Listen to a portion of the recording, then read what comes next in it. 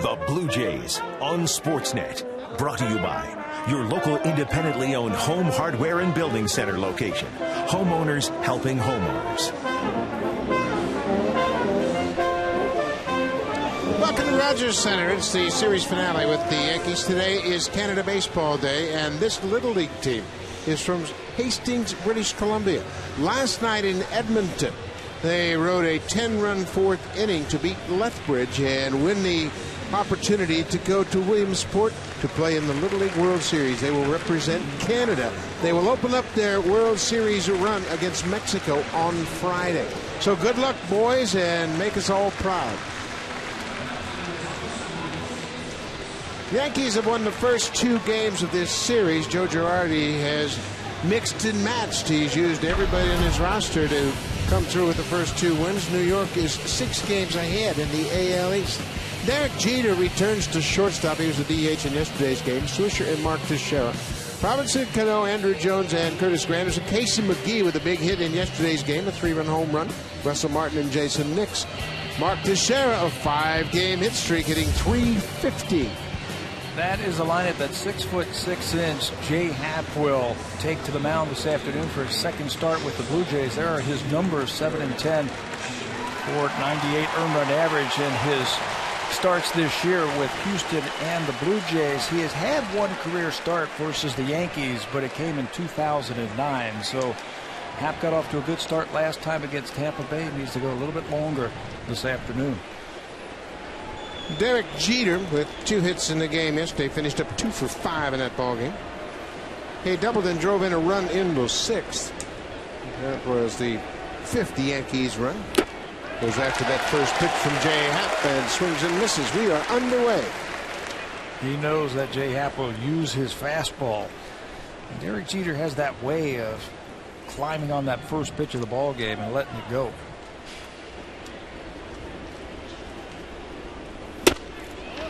Outside, ball on the strike. Jay Happ, we talked about it in the open, how he needs to pitch inside, keep the Yankees honest, throw some quality pitches inside.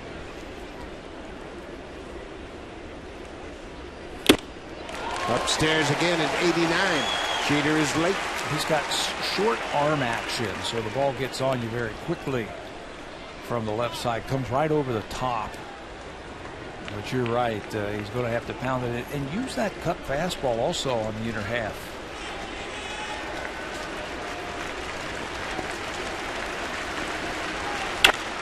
Jeter hits it up the middle. That ball was up and away, and Jeter gets on with a leadoff single.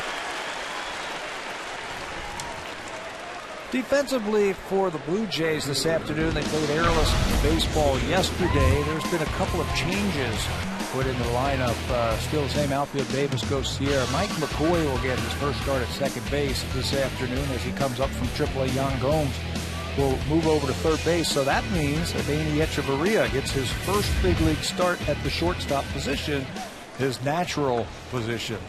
And I'm anxious to watch him this afternoon. Everybody in the ballpark's anxious to watch Echeverria play short. He has looked very comfortable in the field since coming up to the big leagues. Nick Swisher takes a pitch outside. Swisher is the switch hitter, batting .260 on the season. Swisher was 0 for 4 with a walk. He struck out twice in yesterday's game.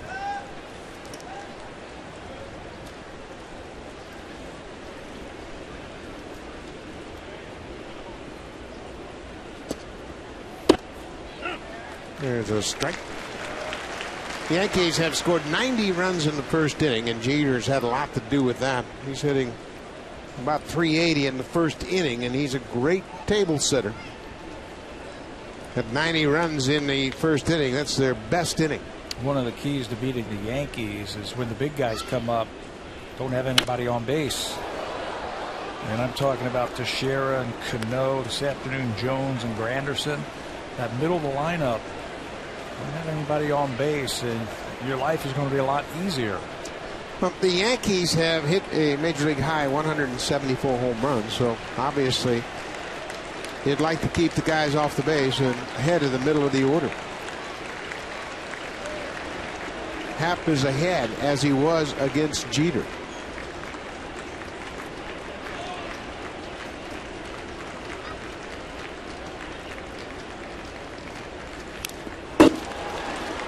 Swisher got a piece of it and stays alive. That looked like a cut fastball that stayed up and away, and Happ might be fortunate that all Swisher did was foul it back. Foul it straight back. Nick Swisher hasn't been swinging the bat all that well of late.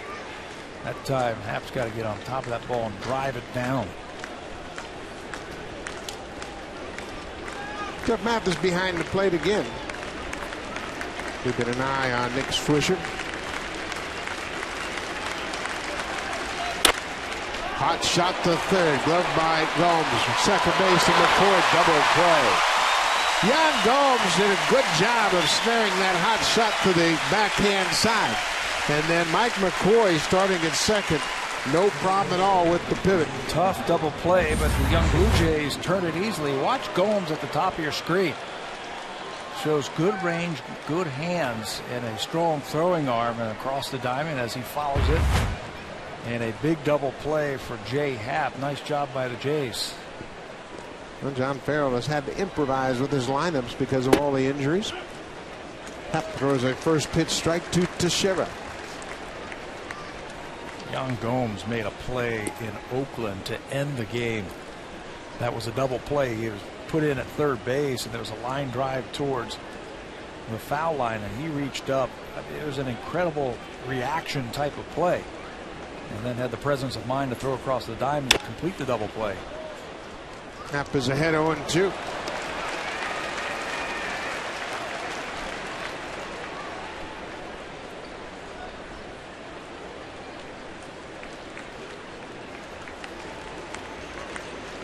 Here's that good time right here to really bust in. Breaking ball. Gomes again at third. Easy inning for Jay Happ. He pitches around the leadoff single off the bat of Derek Jeter. A couple of good defensive plays in support.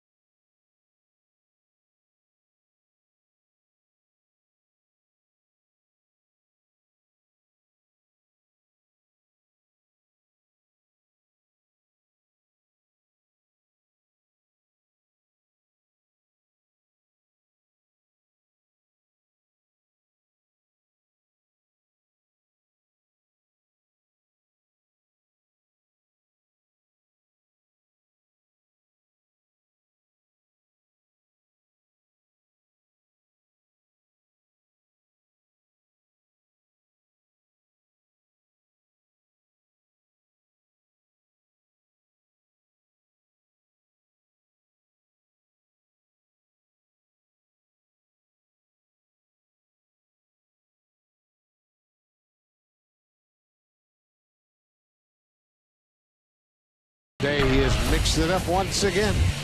Top of the order, Rajai Davis, Mike McCoy making his start at second base. The DH is Edwin Encarnacion. He has been the one strong bat against the Yankees, going 9 for 26, 4 doubles and a home run, 6 RBIs. Cooper is at first base, Sierra in right, Mathis behind the plate. Yan Gomes already contributing with a couple of good defensive plays. Anthony Gose is in center, and Adeiny Hechavarria making his major league debut at shortstop. This is Phil Hughes making his 23rd start of the season. He had 29 a couple of years ago. So this is the second most starts he has made in his young career. 11-9 for Phil Hughes. He comes right after with a very good fastball. He's been a workhorse for him, and he gets 39% of his balls on the ground.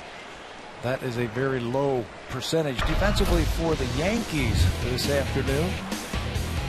Third fewest errors in the major leagues as Jason Nix gets the start at shortstop. Rajai Davis grounds out to the second baseman, and that's the first out. There is one of those rare ground balls. As you mentioned, Phil Hughes has the lowest ground ball ratio in the major leagues. under 40% ground balls. He'll give up some fly balls, and hopefully for the Blue Jays, some of those go out of the ballpark. Yeah, severe fly ball pitcher. He will challenge you with that fastball. His whole key is he's got to get that fastball down. And last time out, just 4 1/3 innings against the Tigers. Mike McCoy, a versatile utility player, starting at second base. Lays off that curveball, and I expect to see a lot of curveballs from Hughes today, given what Nova did yesterday with his hook. Nova racked up 10 strikeouts against the Blue Jays. The young Blue Jays just could not figure out Ivan Nova's curveball. And I was talking to some of them today around the batting cage, and they were telling me that they have never seen the consistency from pitch to pitch of a curveball like they saw yesterday. Nova had a good one. He pitched 7 1/3, gave up 7 hits, just 2 earned runs. He walked 1 batter and struck out 10. Had a good start. A little bit of a slider also, and a very good fastball. 95 miles an hour. Well, the Yankees need some consistency from starters today. They put CC Sabathia on the disabled list. Freddie Garcia was good in the opener, and Mike McCoy strikes out. Fastball on the outside corner, and Hughes has his first strikeout. Stays right away from him right there. Mike McCoy can't believe it. Thought that ball was outside. Phil Hughes picks up that first strikeout.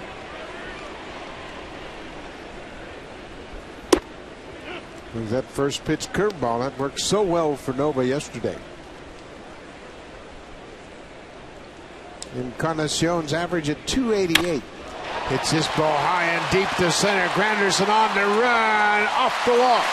Encarnacion is headed for second, and he'll slide in safely.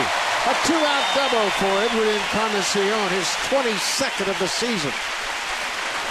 That sounded like and looked like a lot of the balls that Encarnacion hit when they were at Yankee Stadium earlier last month. That ball was smoked to center field. If he could have got the bat head out just a little bit more, that would have been another home run, but he hits it off the wall in center field. Blue Jays have their first hit first base runner.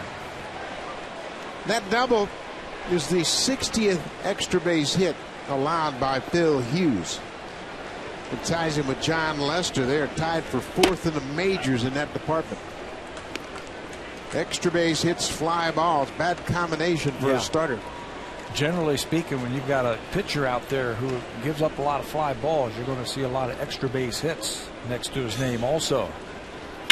David Cooper, base hit in front of Swisher. Encarnacion coming around third, and he will score.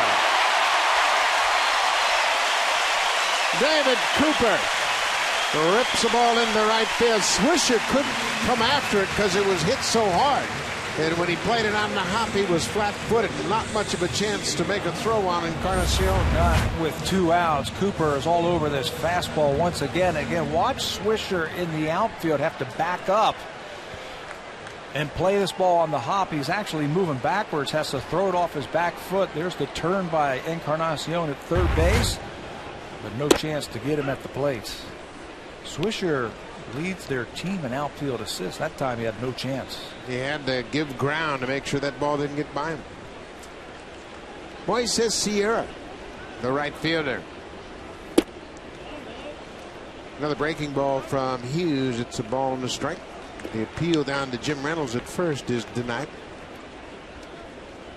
As Pat mentioned, these rookies in the Blue Jays lineup seeing breaking balls they've never seen before. And the consistencies and the ability to keep throwing them and throwing them for strikes. Corey Murphy's getting a lot of visits during the game from his young hitters. What do I do? How do I attack it? What kind of changes should I make? There's a base hit to right for Sierra. He reached out and poked that fastball into right field. 3 consecutive hits for the Blue Jays, all with 2 outs. One thing that we have noticed about Moises Sierra, his bat stays in the strike zone a long time, and he has very good strike zone recognition. That time, good plate coverage there, poking that ball into right field for a base hit. First and second, 2 outs. Jeff Mathis, the catcher.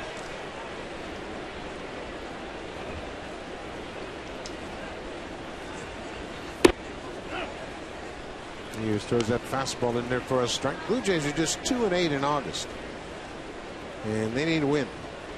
The Yankees are trying to sweep the Blue Jays here at Rogers Center for the first time since 2003.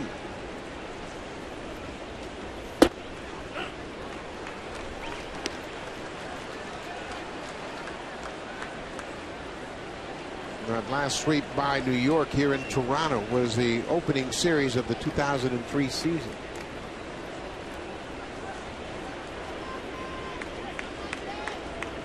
Oh, and 2 to Mathis. Off the end of the bat, Curtis Granderson has a long run. He will get there, and the inning is over. So Phil Hughes retired the first 2 batters of the inning very quickly. Encarnacion doubled. Cooper drove him in with a line shot into right. 1-0 Jays.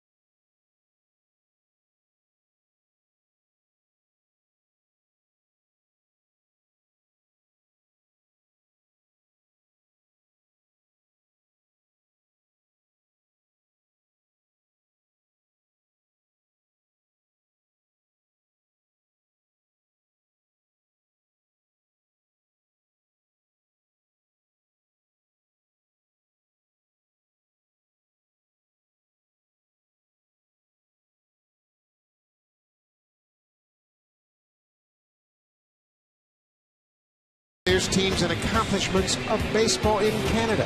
Today, the Toronto Blue Jays are supporting the Hall of Fame as they kick off their fundraising efforts for the expansion of the museum in St. Mary's, Ontario. Fans can learn more about how to contribute by visiting baseballhalloffame.ca. There are plans in the work for a brand new 10,000 square foot state-of-the-art Hall of Fame building on the new 32-acre property in St. Mary's, Ontario. That is all part of Canada Baseball Day. The Hastings Little League team won the Canadian Championships. They're on their way to Williamsport, Pennsylvania. They are here at the ball game this afternoon. How cool is that they're on their way and they'll head out there after the ball game today, that they can stop in Toronto and be honored for what they have done. Several of the coaches and ball players went out and shook hands with them today. They were down on the field for batting practice, and some of them were a little bleary-eyed. They left Edmonton last night at 12 o'clock, flew all night to come here to Toronto. They'll take a bus after this game down to Williamsport. And they begin their Little League World Series on Friday as they play Mexico in the international bracket of the Little League World Series. 1-2 to Robinson Cano. He's the DH this afternoon. Hits this ball into center field. Anthony Gose went back a couple of steps, recovers, and then makes the catch. Let's take a look at the scouting report for Jay Happ, brought to you by Home Hardware. Homeowners helping homeowners. Fastball, he'll cut that fastball also. A little bit of a curveball and a changeup. His fastball's got a nice little tail on it because it gets right on top of it and drives it away. Again, he's got to use that four-seamer and get it on the inside part of the plate to be effective this afternoon. Andrew Jones takes a breaking ball outside. Andrews played all 3 of these games. He had not had much playing time prior to this series, but with 3 lefties starting for the Jays, he's been there every game. Here's Jay Happ a little bit from his days in the National League.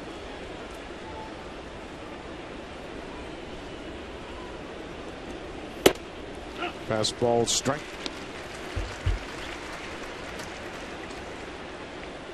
Jay Happ, like Phil Hughes, his mound opponent, has given up a lot of extra base hits. 53 extra base hits coming into this game.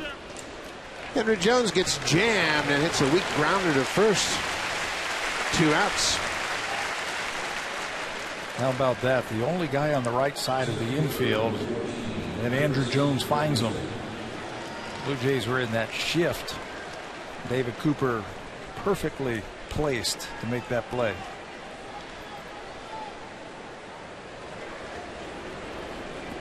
Brad Butterfield keeping a close eye on his young infielders, and obviously he's going to help them a lot. I mean, you look at this infield, and this is a AAA infield. This is guys that played for Las Vegas. Gomes, Hechavarria, McCoy, and Cooper. Yeah, on top of that, Yan Gomes, this is just his 6th start at third base this year. Hechavarria, he hasn't been around. There's Mike McCoy and David Cooper, starting infield for Las Vegas a month ago. Curtis Granderson got hit by a pitch and went 0 for 3 in the game yesterday.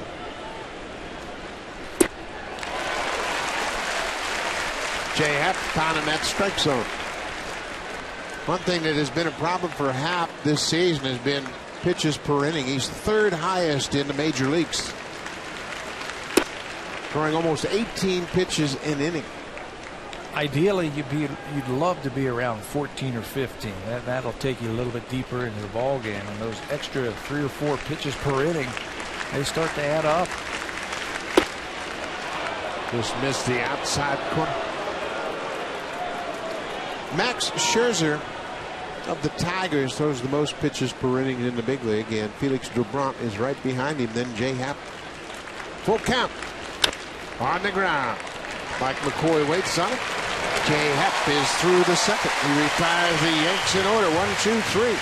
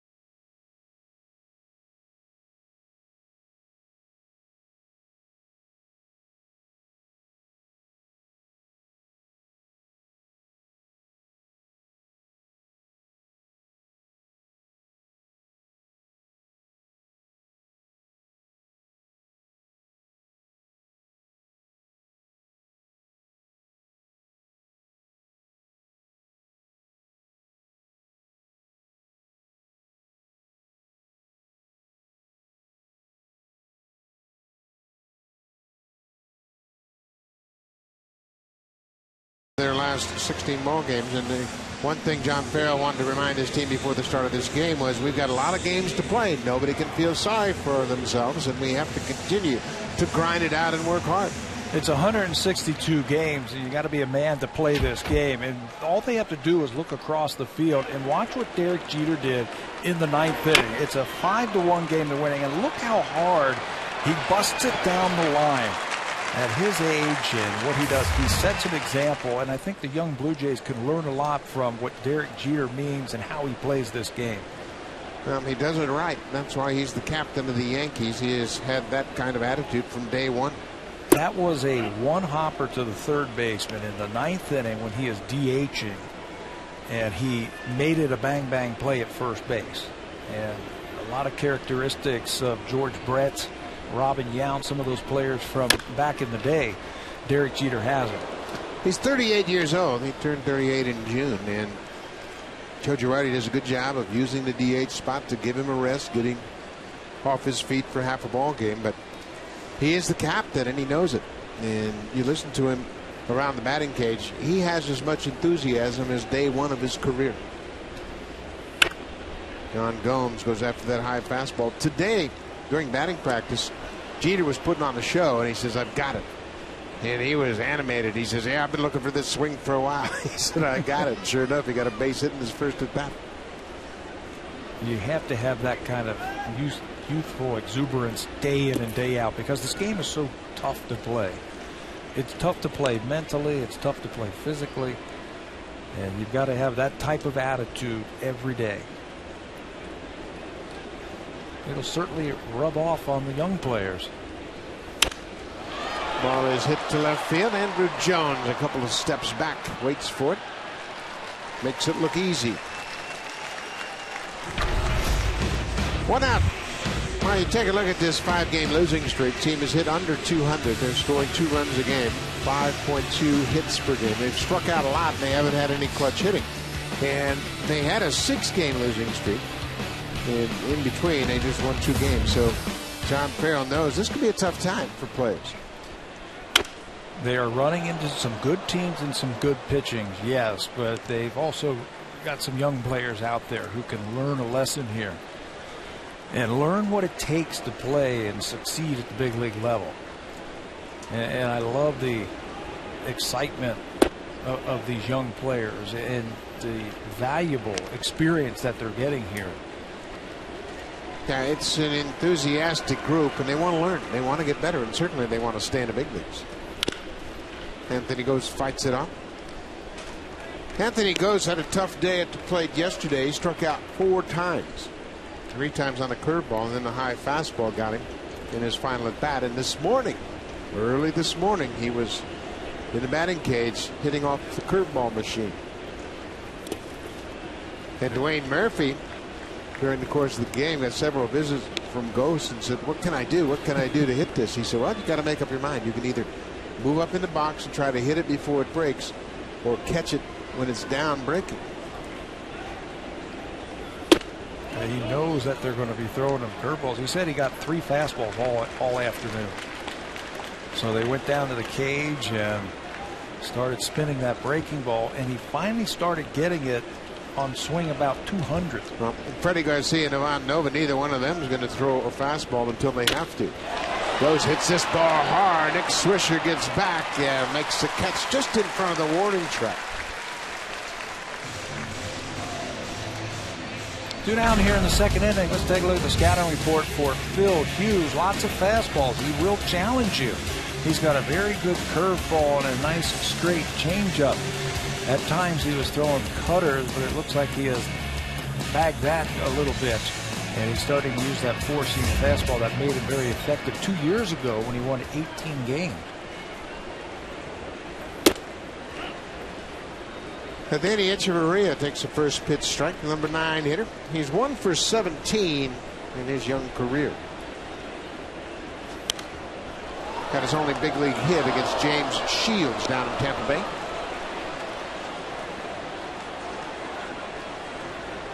Timing issue, I think, also is a big thing with young hitters. They just don't have the timing down of big league pitchers. And you can see that when you see a lot of foul balls go the other way. Right-handed batter over the first base dugout, left-handed batter over the third base dugout. And that's not a swing issue, that's a timing issue. Echeverria chases, tried to check, but went too far. Phil Hughes has a good second inning. 1, 2, 3. The Jays are down in order, but they have a 1-0 lead against the Yankees.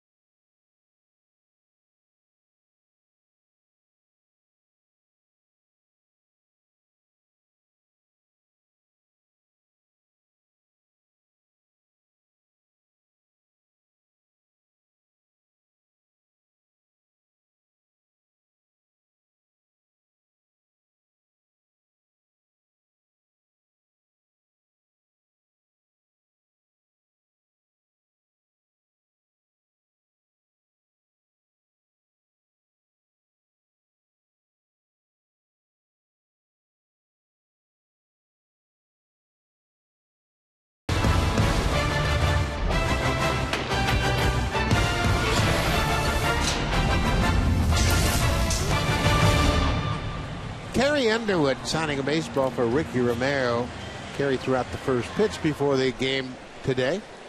Canada Baseball Day, and a lot of great guests in hand. Mike Fisher, Kerry's husband, for the Nashville Predators, in attendance here watching the ball game. Got his Blue Jays jersey on and ready to root the Blue Jays on to a win here. Now Ricky Romero catches all the first pitches when he's not starting. Normally he signs the autograph. Today he was the recipient. Isn't that just like ball players? You get a star out there, a very famous person, and they're just like the fans that come up to them. Casey McGee hit a 3-run home run in the 4th inning of yesterday's game. His first home run since joining the Yankees. Played with the Pirates and had 8 homers with Pittsburgh. He was talking after the game yesterday that home run was such a good feeling to be able to contribute to a winning ball game on your new team. Ball is hit to right field. Moises Sierra back just in front of the wall and made a nice running catch.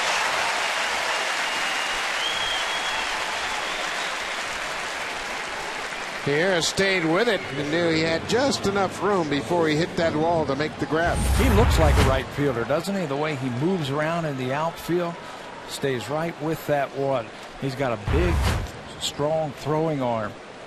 He's got some size to him also. I mean, he looks like your prototypical right fielder in baseball.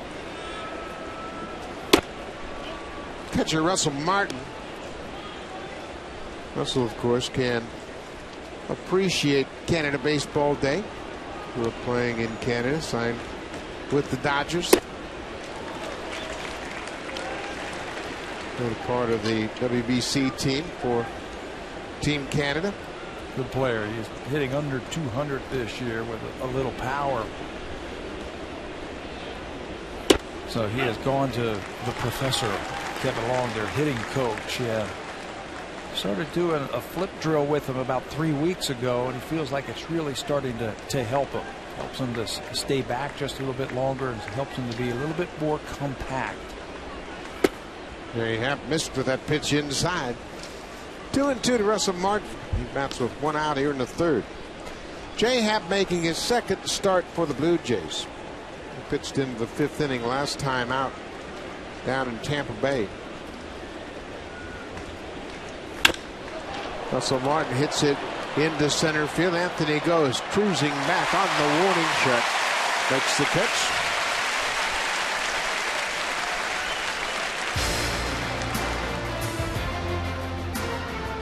The all-new 2012 Honda CR-V. Yeah, it does that. Honda, the official vehicle of the Toronto Blue Jays.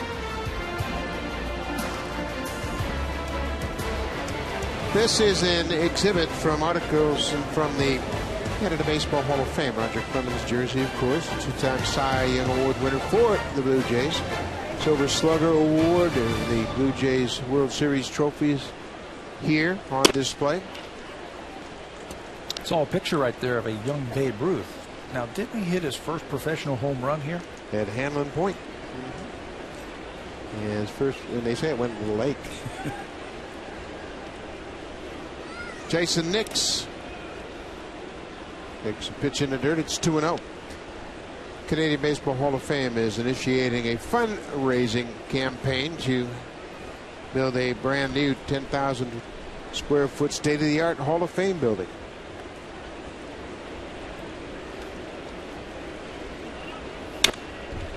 Foul back. To get more information on how you can donate to that effort, log on to www.baseballhalloffame.ca, and you can make a contribution to that fine museum. Everybody I talk to when they go up there, they say it's outstanding. It's a great day. It goes after that fastball. It's 2-2. Jay Happ was a little surprised last time when he faced Tampa Bay how patient they were. And it looked to him as though they were sitting on his changeup, and that'll happen when you don't pitch inside enough. I think he's throwing more four-seam fastballs this afternoon than he did down in Tampa. There's another one right there. Jay Happ has retired 8 in a row. Good fastball gets Jason Nix. That ends the third inning. Blue Jays lead it 1-0, middle of the third.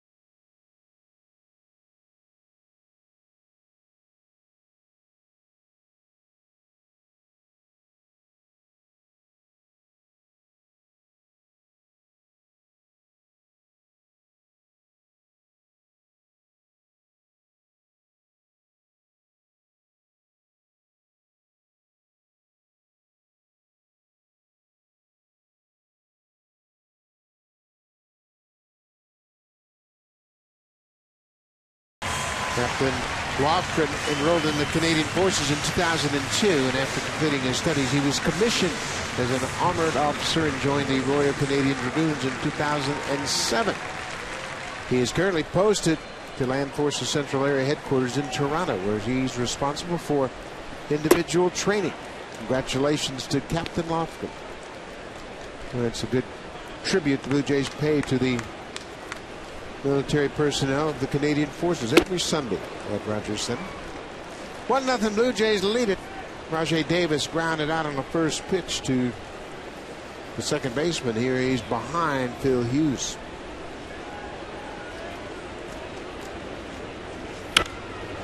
And high fastball. That's where Russell Martin wanted it, and all Davis can do is foul it off. Hughes has always had a very good arm. They moved him to the bullpen one year, and he was a very dominant setup man for Mariano Rivera. Now flipped him back to the starting rotation, and it's taken him a while to get a feel for that curveball again, get a feel and build up the arm strength to go deeper into the ball game. And he's got his fastball back. A couple of years ago, excuse me, Buck, he had the same problem that Brett Cecil was having, where he just wasn't throwing as hard as he did. He had lost his fastball. Jim Reynolds down at first base calls Rajai Davis for a swing. Davis didn't agree with that. That's the third strikeout. Looked like he had checked his swing, but he is called out on strikes. You've been able to tell from the side here, another high fastball. And that is the view from the side. It looked like he might have gone to it. He doesn't think so. He was saying, I was just checking it. Not so to Jim Reynolds. Mike McCoy was called out on strikes his first time. He was caught looking at a fastball on the outside corner. Right about there. Russell Martin's wondering where that one was. Same spot as the first one. They both look like strikes. Okay, where do we go now? 2-0 to Mike McCoy. Hot shot, gloved by McGee at third. 2 down. Let's check in with Hazel May.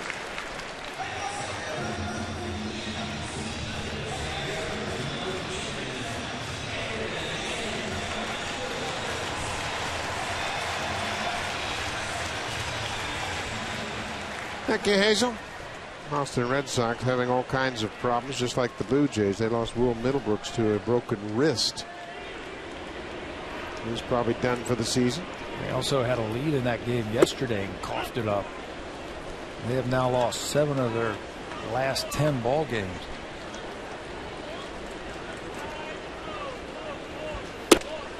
John Lester, the starter for Boston, a 5-10 record. You explain that one to me. I can't. That and the Josh Beckett, when you put those numbers together, not very good.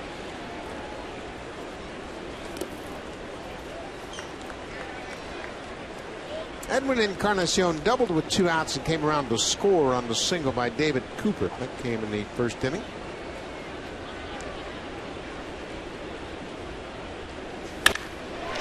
Bullock past Jeter and short. He could barely move to his right before that ball was by him. Boy, he is turning on that fastball once again. He did that in New York when he had a very loud series. He's having another one here this afternoon. Fastball down and in, and he smokes it right by Jeter. Watch him get ready, and it handcuffs it by him before he can even get to it. Edwin's 2 for 2. David Cooper had a line drive base hit to right. He drove in Encarnacion, only run of the ball game.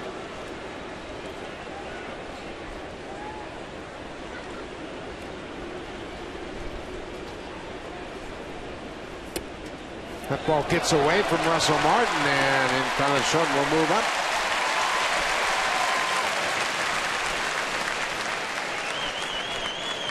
Pass ball on Russell Martin gives the Blue Jays another runner in scoring position.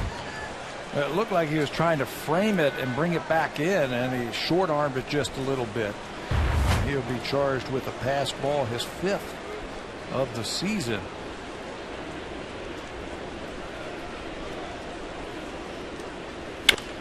Cooper gets under it and pops it to left.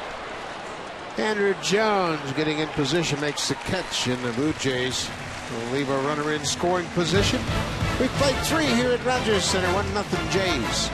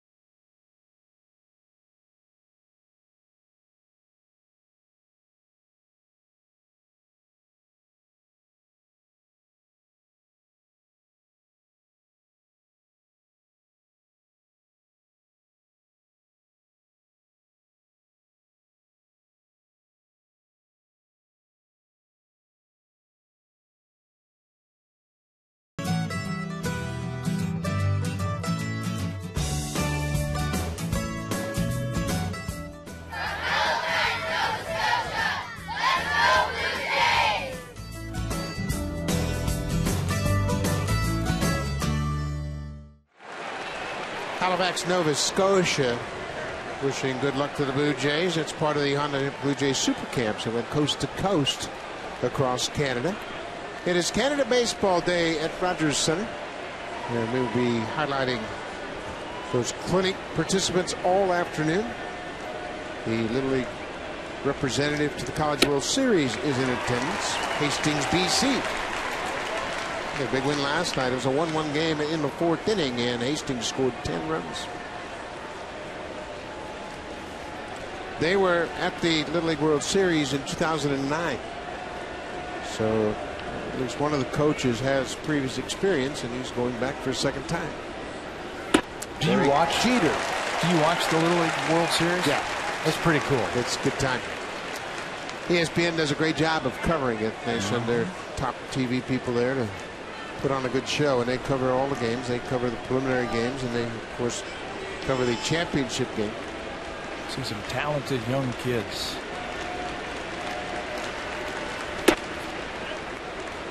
Jay Happ's done a good job with that four-seam fastball today. He's using it more frequently. It seems to be a good combination. Yeah, last time his fastball that he would turn over, it almost looked like a screwball. Fair ball. Yan Gomes with a strong arm. Jeter is out. And the Tampa Bay Rays picked up on that and started shooting the ball the other way. We talked to John Farrell during the game in the fourth inning. He says he's really got to start using his four-seam fastball. And he is this afternoon. Yan Gomes winds up and throws a seed across the infield to get Jeter. One thing this afternoon, again, he pitched threw about 80 pitches in that game against Tampa Bay, and he's going to be on that same program here this afternoon. Still building up his arm strength after he is traded over to the Blue Jays. Nick Swisher grounded into a 5-4-3 double play in the first. He goes after the first pitch and pops it out of play.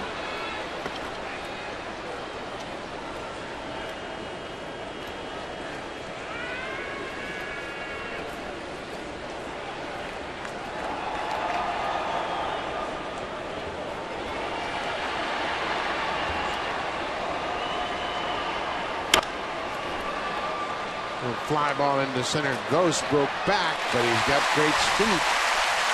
That's always a tough one for an outfielder when you see the big swing and the ball's hit off the end of the bat. It doesn't come quite as deep as you anticipate. He's got a lot of speed to make up for those momentary mistakes. So watch him in center field. You can see it's off the end of the bat. He takes a step back, and then he just sprints right through that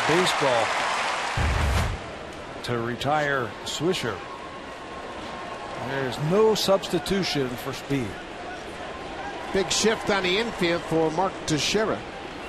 Even bigger shift in the outfield, and this is pretty dramatic. You got three speedy outfielders, and that's Moises Sierra, and he is literally in the power alley in right center. So there's a lot of room both on the right side of the infield and in the outfield. If Teixeira gets fooled or jammed and hits a ball down the right field line, that's three. Because look at Sierra in right center.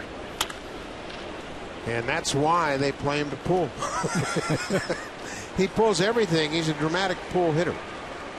And they have really shifted him. And, you know, we have seen from time to time these shifts, how they get into hitters' head. We saw it most recently with Carlos Pena trying to bunt. Yeah, 2 or 3 times in that series down in Tampa. Ball is hit high and deep into the outfield. Sierra, the right fielder, makes it almost in straightaway center. Another good inning for Jay Happ. He set down 11 straight Yankees.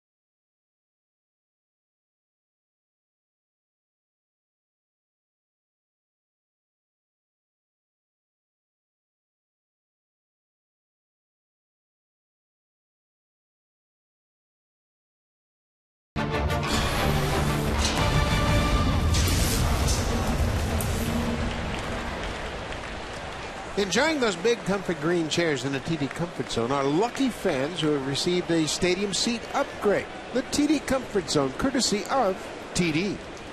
And they're taking a picture so they can remember that they had the good fortune of being upgraded. They were moved right down to the front row.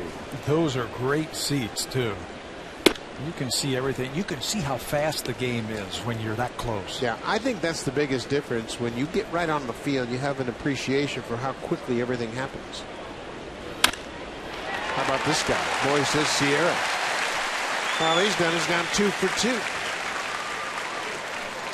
Showing that ability to hit the ball where it's pitched. Last time single to right field. Hughes does the same thing.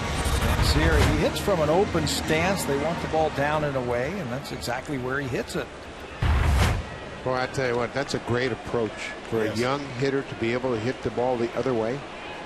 And then you learn how to pull the ball. You just work your way around the field. Well, that bat stays in the hitting plate a very long time, and that's always a good key to watch when you're watching young hitters. And you know that it's on the hitting plate and it stays there. It's not in and out. It's a good finish also. Sierra's 23 years old. He'll turn 24 on the 24th of September. This is his 7th season in the Blue Jays system. There he goes. The hit and run is on. It's a base hit. Sierra's around second. He's headed for third. Brian Butterfield's going to wave him home. Derek Jeter will make no throw.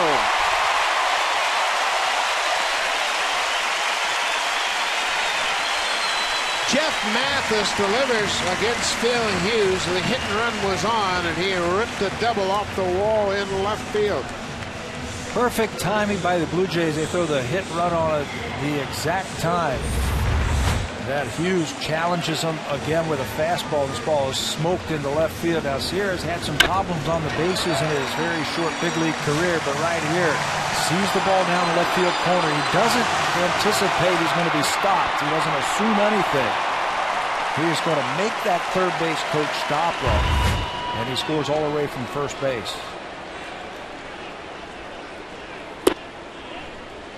2-0 Blue Jays. Another extra base hit given up by Phil Hughes. Some loud line drives so far this afternoon by the Blue Jays.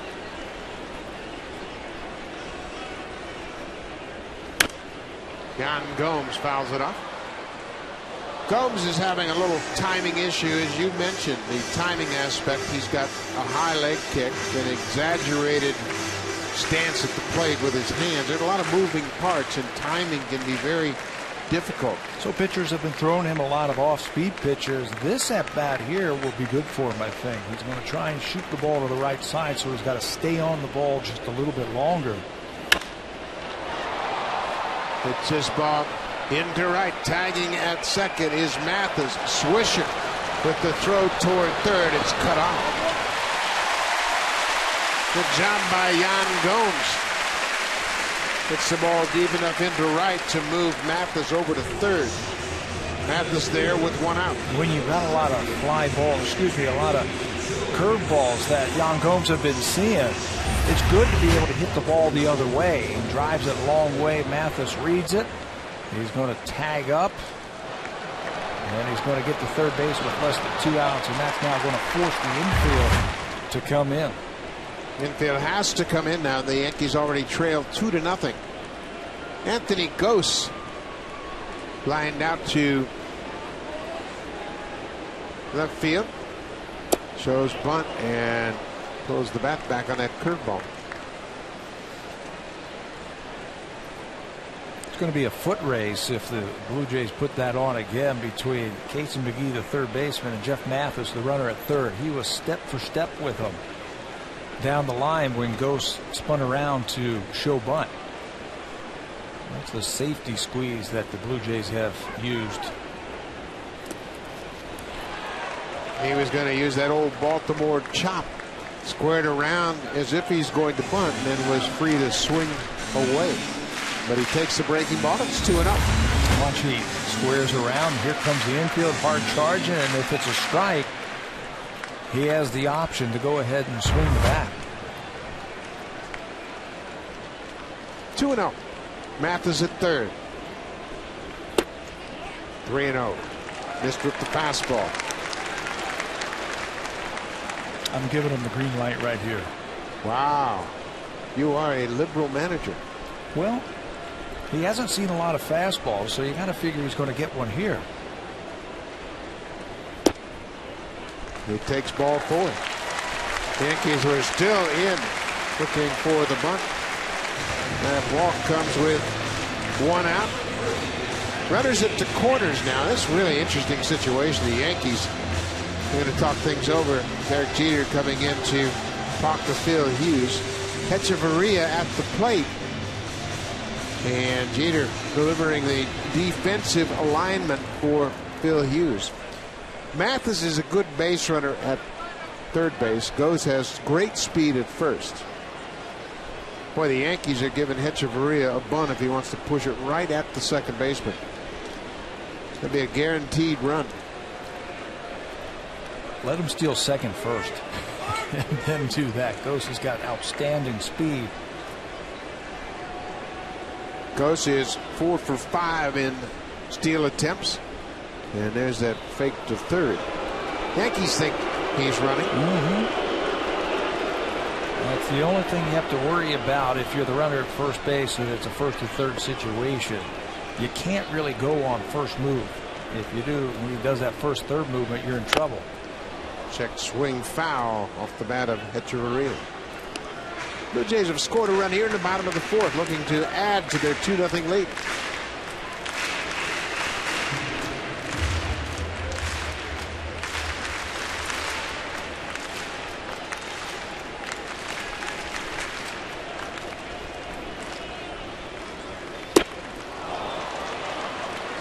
Oh, 2. Any kind of contact right here. Get the ball in play. Choke up if you have to. Close off the left side of the infield if you have to.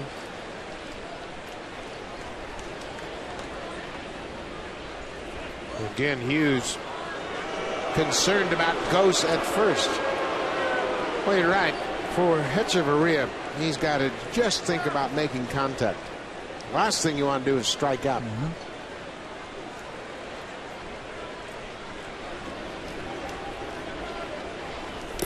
Way outside. One thing that has impressed Murphy about Hechavarria has been his balance at the plate. You see Brian Butterfield getting both base runners' attention, making sure they understand what's on if there's a play in this situation. But Murphy loves Hechavarria's balance. He said that's going to give him a chance to hit.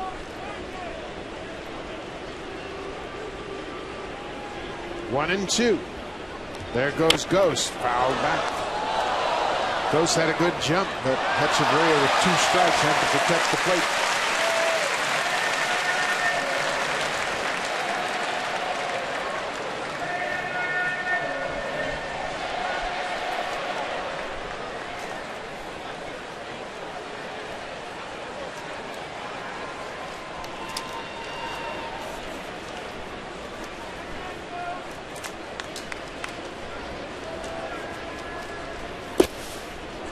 Another breaking ball way outside. It's 2-2.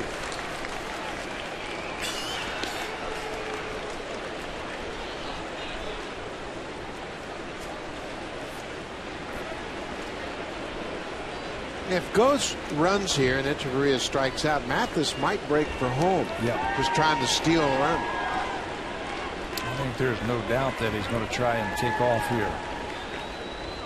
Good pitch to run on. Pitchers don't want to go to 3-2, so I think he's going to be challenging Hechavarria right here. So it's a good time to take off at first base. There's the strikeout. Gose bluffed as if he were going to steal. Hechavarria does strike out for a second time this afternoon. Yeah, he was going over at first base, but I think he slipped. Right when he made his move towards second base, he slipped. And the would have been interesting. They did challenge him with a fastball up in the strike zone, and Echeverria comes up empty again. Rajai Davis will try to deliver with 2 outs. That would have been interesting to see him take off. Right there, you see him slip a little bit. That one step on the dirt.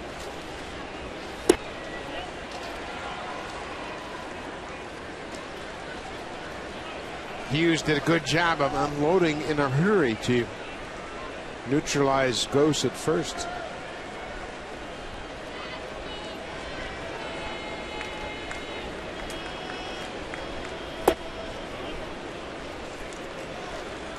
Two and 0. I got to run Gose right here no matter what. Just put him in motion. You got your leadoff man at the plate. You got a chance to steal a run. If they make a throw to second, Mathis will break to the plate. Hughes is tough to run on. There he goes. Davis hits it on the line, and that's going to get down and go all the way to the wall.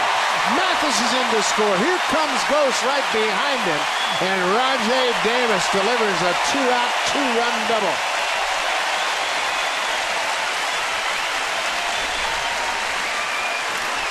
They had challenged Rajai Davis his first 2 times up with fastballs.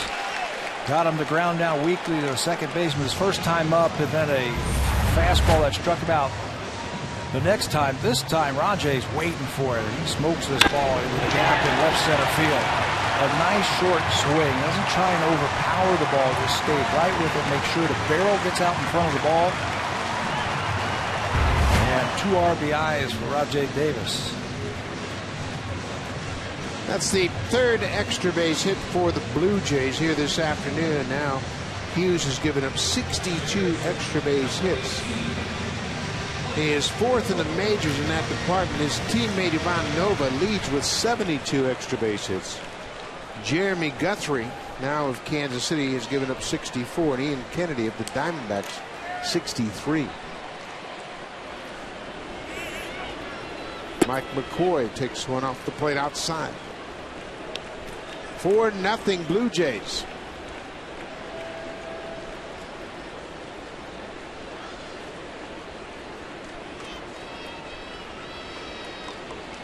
Boy, there's nobody at second base watching Rajai Davis. Now he could walk to third. There he goes.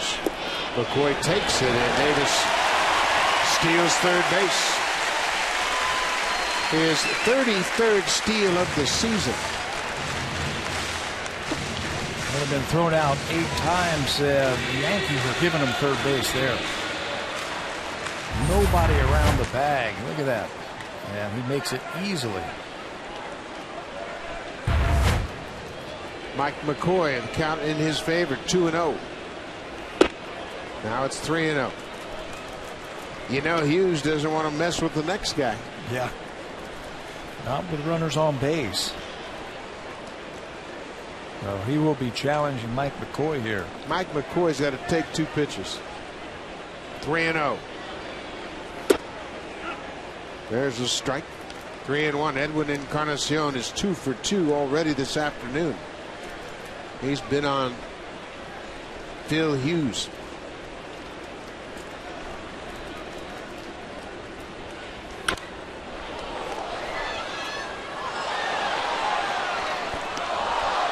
Might have been ball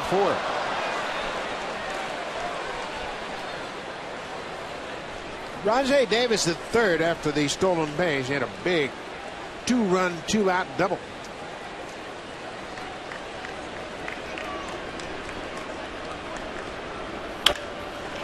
Ground ball. Jeter at short. Bounces it, not in time. Davis is in to score. Mike McCoy, an infield base hit.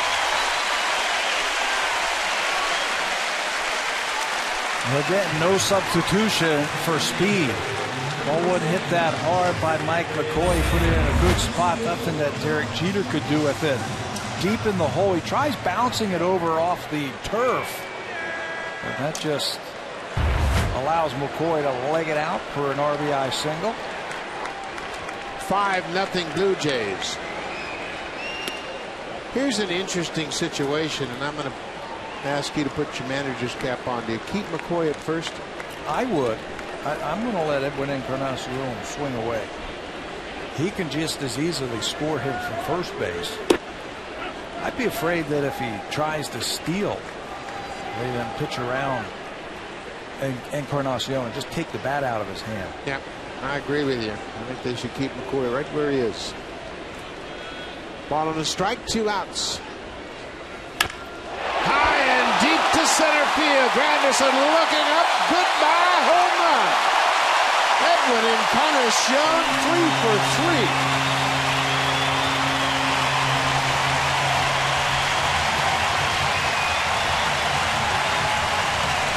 Home run number 30.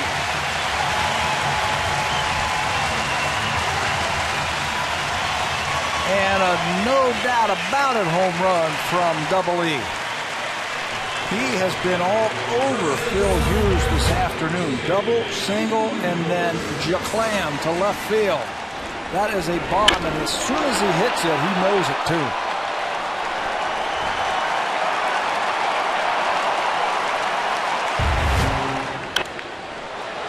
Four extra base hits for the Blue Jays. And that has been a problem for Phil Hughes all season long. Edwin Encarnacion, home run number 30. He keeps raising that bar on his career high. Jason Nix throws out Cooper. The inning is over, but the Blue Jays send 9 men to the plate. Edwin Encarnacion having a great day. He is 3 for 3, and he's driven in a pair. Now it's time for a Blue Jays Central update. Here's Hazel May and Greg Zahn from the Blackberry Broadcast Studio.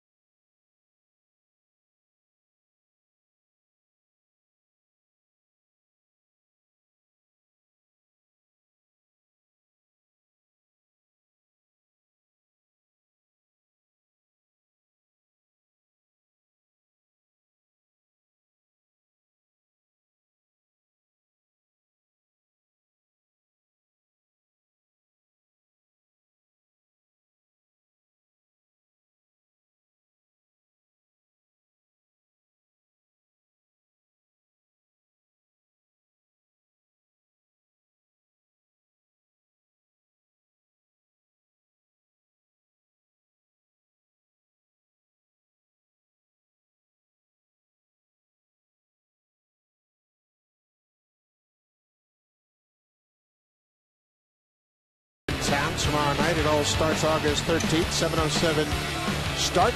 Monday, Tuesday, Wednesday, and Thursday. 4 night games against the Chicago White Sox, who maintain a 1-game lead over the Tigers in the AL Central. For tickets, call Blue Jays at 416-341-1234. Log on to BlueJays.com or stop by most Rogers Plus locations. Jay Happ with a 7-0 lead.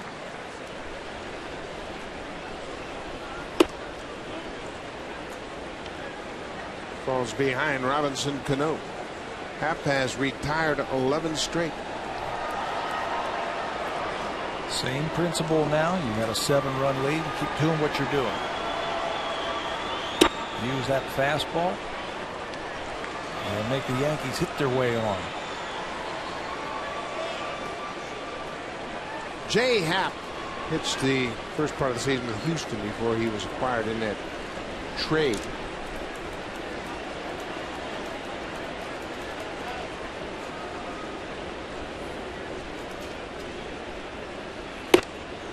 There's a strike.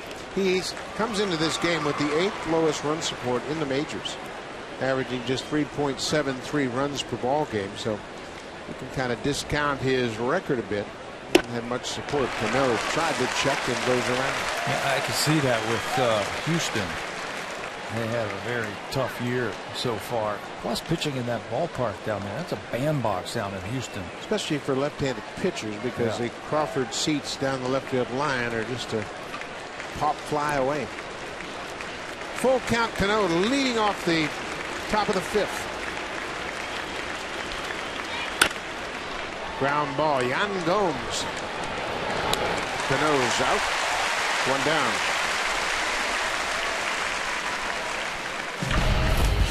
Jay Happ was a 3rd-round pick of the Philadelphia Phillies in 2004, and over his last 5 seasons, you see, he got off to a good start. In his rookie season, he won 12 games and was 2nd in the National League in the Rookie of the Year voting.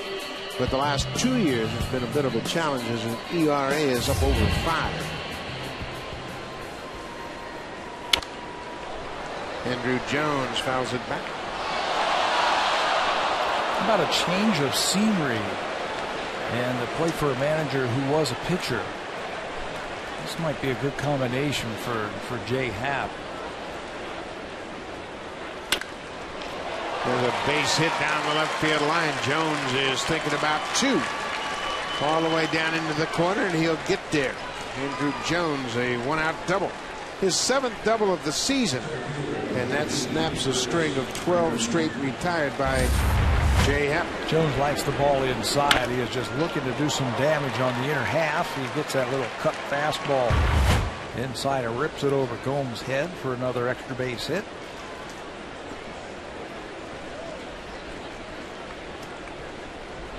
Curtis Granderson 0 for 1.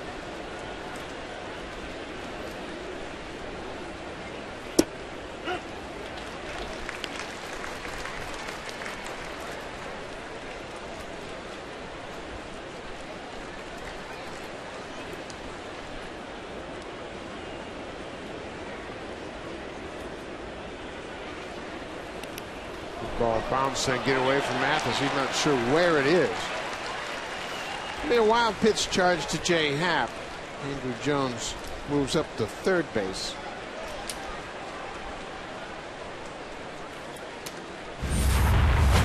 Curveball.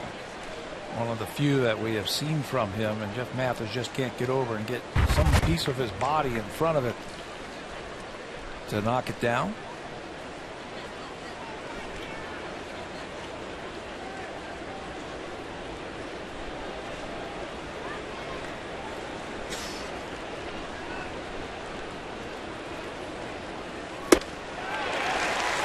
Granderson pulled off that pitch a bit. The changeup was on the outer part of the plate. Ryohei Igarashi is loosening up for the Yankees. He was with the Blue Jays for a brief time earlier in the season. Started out in the spring with Pittsburgh, went to Las Vegas, pitched in the minors for the Jays. Still thrown in the bullpen. That might signal that Phil Hughes' afternoon is over. Joe Girardi has some decisions to make.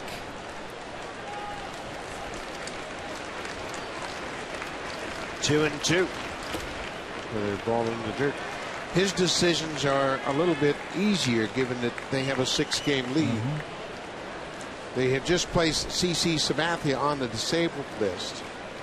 They're not sure who's going to start tomorrow. They were leaning towards David Phelps, and now as they trail by 7 runs, it might be Phelps. They'll just save him for the start tomorrow. Granderson looked like he was anticipating something out over the plate. He got tied up and strikes out. Well, Happ stayed out there the whole at bat to Granderson. Got the 2 strikes, tried to nibble on the corners, missed, and then went back inside. A little cutter again on the inner half. It really ties up Granderson. That's a big strikeout after that wild pitch. 2 down now. Casey McGee, the 3rd baseman. Andrew Jones at 3rd. Left side of the infield playing McGee to pull. pulls it to left, and Davis is on the run, and he's not going to get it. It's over him into the alley. It's off the scoreboard, and McGee delivers another RBI. Casey McGee had 3 RBIs with a home run yesterday. He drives home Andrew Jones. The Yankees are on the board. He's got some pop. He has been taking his walks with the Yankees, but now he's starting to swing the bat and drive in some big runs.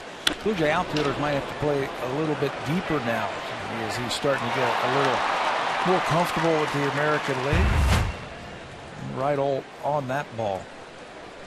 16th double of the season, including his time with the Pirates.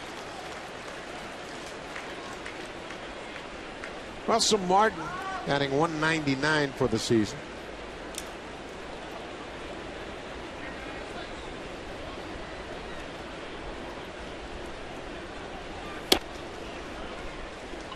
One thing you have to be aware of, and I'm sure everybody in that Blue Jay dugout is the fact the Yankees can come back.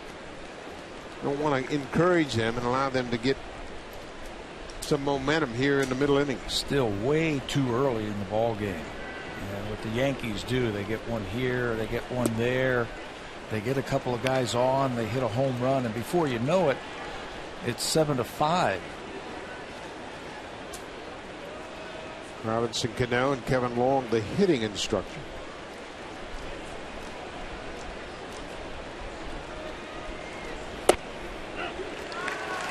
Two and two.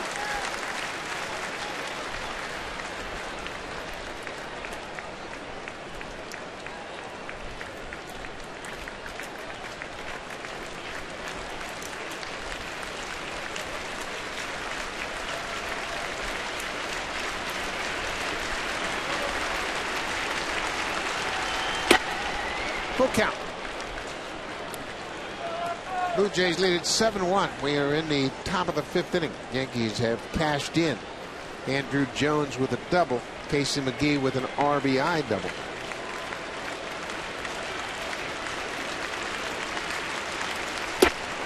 Martin strikes out. Happ stays away from him, and Jay Happ gives up a run but picks up 2 strikeouts. The Yankees are done in the 5th. Middle of the 5th, Blue Jays have a 6-run lead. That fastball gets Russell Martin.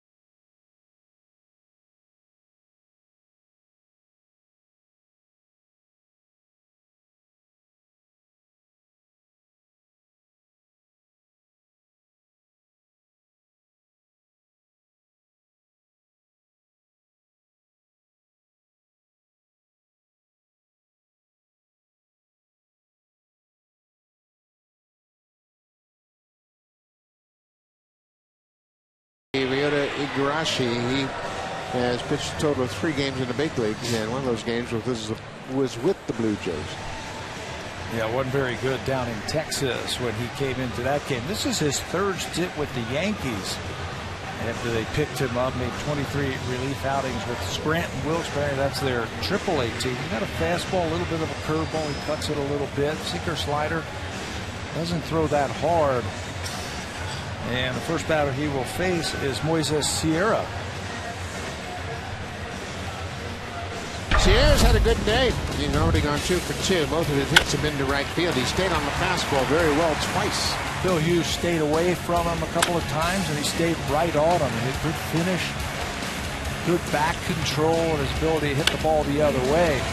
And also Sierra showing good speed and aggressiveness on the bases as he scored all the way from first base on that double by Jeff Mathis after a second hit. So Sierra having a nice day.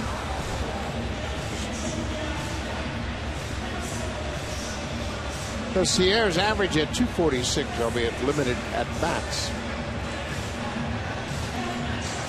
It said 246, of course, 346. Pretty impressive. And out of all the young kids that are up here right now for the Blue Jays, he so far has shown the best patience. He has shown the best bat control. And that's why he's hitting that 346. He certainly doesn't seem to be overwhelmed at the plate, and he's getting his hits. Just missed his first big league home run in Oakland when he hit a changeup off the top of the wall in left field. When you watch him hit down in the batting cage, he reminds me a lot of Edwin Encarnacion because he's the size of Edwin Encarnacion. He's got massive legs and calves. And once he learns to use that part of his body, the home runs are going to come. Sierra facing his former teammate Igarashi. They both were in Las Vegas together earlier in the season.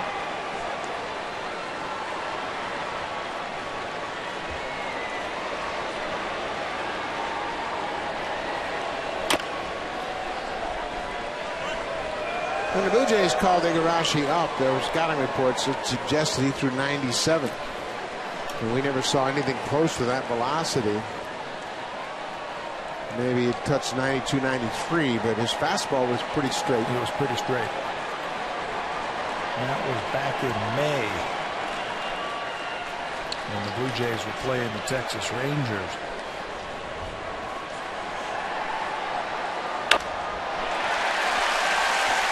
Swinging. Moises Sierra, his third hit. See how he is able, Buck, to take that barrel of the bat to the ball wherever it's pitched. We had those couple shots of Phil Hughes away. This time they try to go up, and the barrel goes right to the ball. That's what you want to see from a big league hitter right there. Wade Murphy has high expectations for Sierra. He's known Sierra since he first came into the system as a 16-year-old. He always has felt that Sierra has a lot of upside.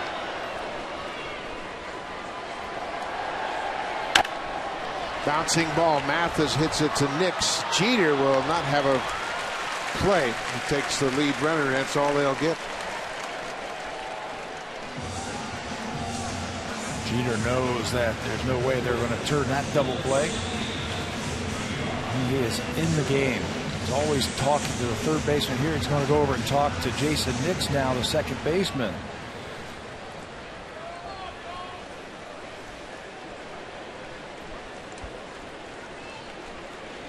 One out.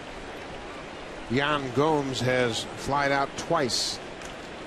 So Dwayne Murphy hollering at Gomes before he moved toward home plate. Be ready. Get ready. He was ready. Like he was a little late getting started, and that'll always cause you to pop those balls up. That's that timing issue I was talking about earlier with young players. They just not familiar with the speed of the game.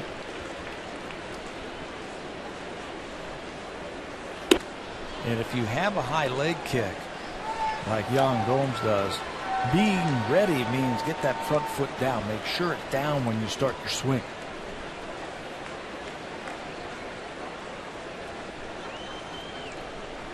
It's a very unique stance, but it's a stance that works for him. Holds the bat high and then brings it down. Well, Gomes knows Igarashi very well and caught him down in the minor leagues. 3-0, 1 out.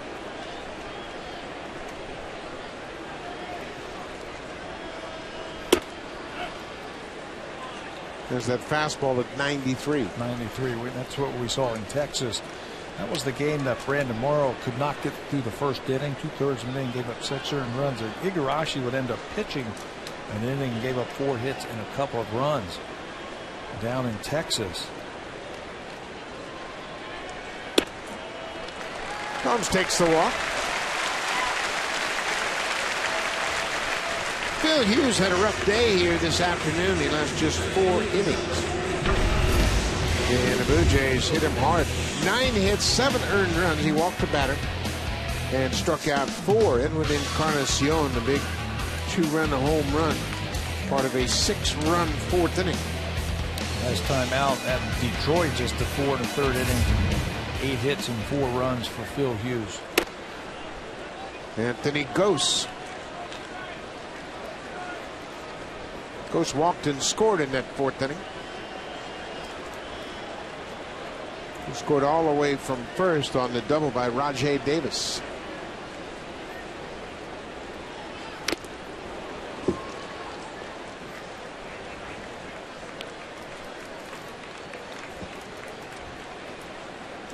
Igarashi didn't have that big breaking ball that has caused Gose so many problems. This might be a good matchup for him. He's got a lot of room in right center field if he can get the barrel out in front of the plate and pull something.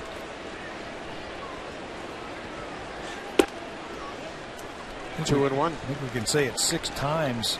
Another former teammate of Igarashi's at Las Vegas, so Ghost knows all about him. There's that gap I was talking about in right center.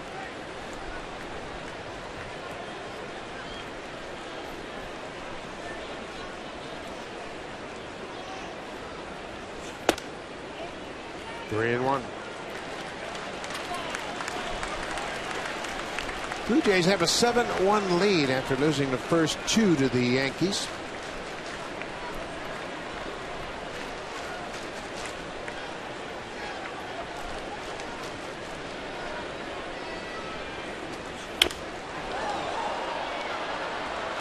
As Gose gets more at bats under his belt, those 3-1 fastballs won't go over the third base dugout. They'll be hooked down into the right field corner.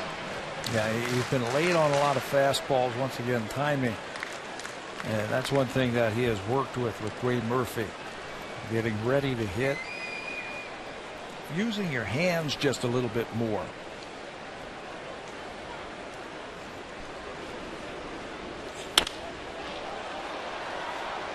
Late again.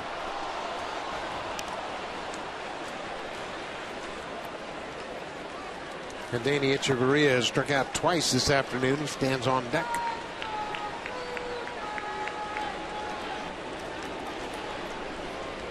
Dwayne Murphy's earning his money lately. Extra sessions, a lot of one-on-one conversations.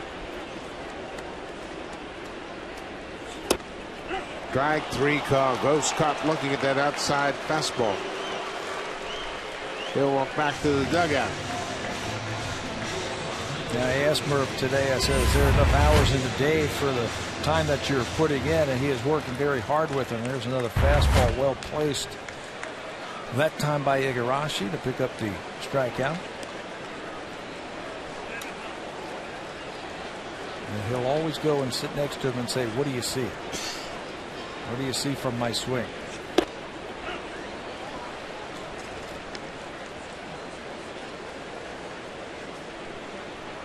The learning process continues.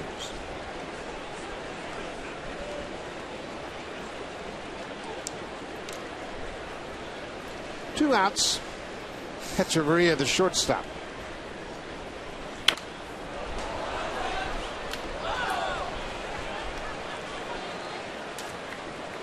This has to be a welcome break for these young players up from AAA, just seeing a pitcher they know a little bit. Even though they were teammates of Igarashi's, they've seen so many new faces. Been a very challenging time for them. You can only get so much off of a scouting report, a piece of paper, or watch a video of a guy. You got to stand in that batter's box and face him to have an idea of what he's trying to do. Poor Jeter bobbles up. He won't have a play. Jeter tried to backhand it. That could be a base hit because he was going to have a tough time making a play on Hechavarria. I think he was thinking about going to third had he gloved it cleanly. But it is a base hit for the Blue Jays shortstop. Yeah, third or possibly second. That would have been the play because he wasn't going to get Hechavarria at first base. You see him look up just ever so slightly right at the end. Watch him as he reaches for the ball and the head comes up a little bit. I think you're right. Third base might have been the play right there, but it goes for an infield single. Bases are loaded. Rajai Davis has driven in 2 already this afternoon. A chance to kick the door wide open.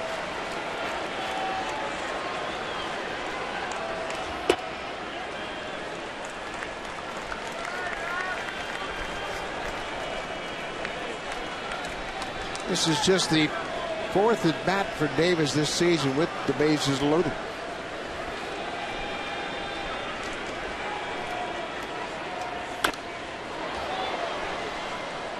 Time to make it count right here. Bill Hughes tried to get him with fastballs, and he finally timed one up last time. Got one inside. There are the numbers for his career with the bases loaded. He has a pair of grand slams. 391 average. Blue Jays hitters have a lot of payback coming, given the way they've been shut down so effectively. Ball and a strike. Coming into this game, the Blue Jays have scored 27 runs in 10 games in August. They put up 7 this afternoon.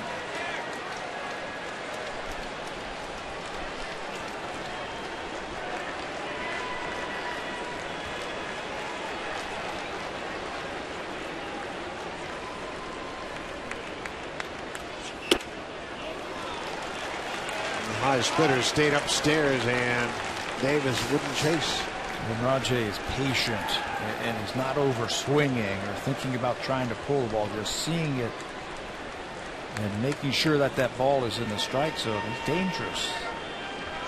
Like his last time up when he knocked in a couple of runs. 2-2. That's going to be trouble down the left field line. That's got a chance to clear the bases. 1 run's in. Gomes has scored. Here comes Hechavarria, and there'll be no throw. Big day for Rajai Davis. He has driven in 5. He was patient on that one, and he made sure that Igarashi got the ball down. You can see he was upset with himself when he swung through the second strike. This time he gets the ball down and rifles it into the corner for another extra base hit. 3 runs are going to score. As Jones has got a long way to go to try and dig it out of the corner. And that allows Hechavarria to come around to score.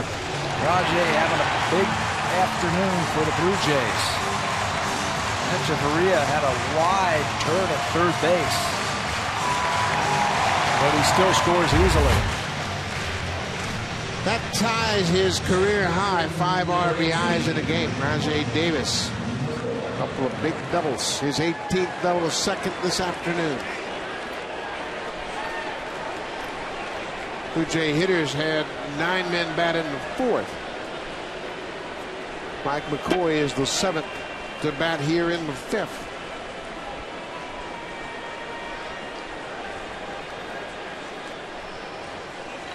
Joe Girardi has not gone to the pen. Jay Happ with a big lead. McCoy shoots this one into right. Swisher gets over near the foul line and the inning is over. But the Blue Jays, on the strength of Rajai Davis' 3-run double, have taken a 10-1 lead after 5.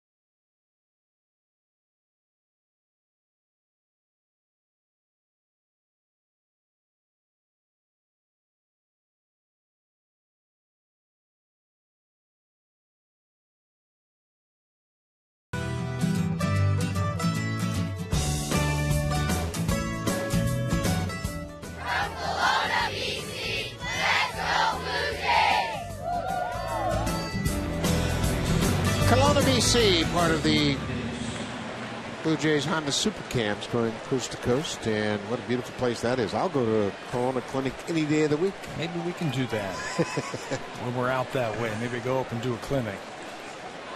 Wayne Ward did a great job all summer long organizing the clinics and rallying the alumni to support them. Players from many different eras of Blue Jays baseball coming back to participate in that Honda Super Clinic, and the Blue Jays did a great job all across Canada. Jason Nix, the number 9 batter, ball on the strike.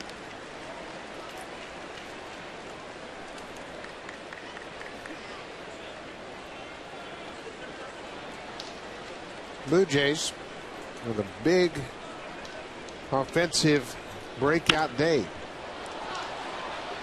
10 runs on 12 hits. That was a week's worth of offense on the road trip. That was the road trip. I think we scored 12 runs on the road trip in 10 games. Moises Sierra's had a big afternoon. Second 3-hit game of his young career. Rajai Davis tied his career high already with 5 RBIs. And you know, it's got to make things a little bit easier for Jay Happ also. He hasn't had a whole lot of runs to work with like you were talking about before. And getting a chance to win a game for your new team is probably going to be his last inning. Well, the Blue Jays know they're going to get Brandon Morrow back. If not after one more rehab start, possibly 2. Morrow will start Tuesday night in AA. And John Farrell says, you know, we really need to get Morrow's pitch count up over 85 so he doesn't come back to the big leagues and suffer some setbacks. Yeah, he's scheduled to throw 70, but 70 pitches in AA are a lot different than 75 pitches at the major league level. It's not as stressful. It's just not the same. So I really think he's going to have 2 more starts in the minor leagues, and we'll see Brandon somewhere on that road trip, probably Baltimore, as they get him up to 85, 90 pitches. 2-2. Nick strikes out. Chases that high fastball. That's 4 strikeouts for Jay Happ.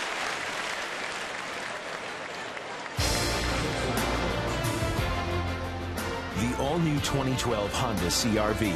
Yeah, it does that. Honda, the official vehicle of the Toronto Blue Jays.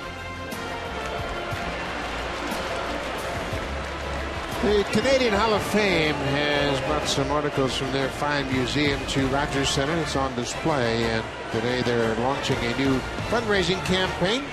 Larry Walker's glove on display and a beautiful 33 Expos jersey. Former MVP Derek Jeter goes deep opposite way and hits it up. Derek Jeter with an opposite field a home run, his 9th of the season. And another multi-hit game for Derek Jeter. Started this ball game with a base hit to center field. More home runs this year than he hit all of last season. That is number 9. Still got that great opposite field power. Inside out swing, and he can just drive it right into the bullpen of the Yankees. 3 straight multi-hit games for Jeter in this series.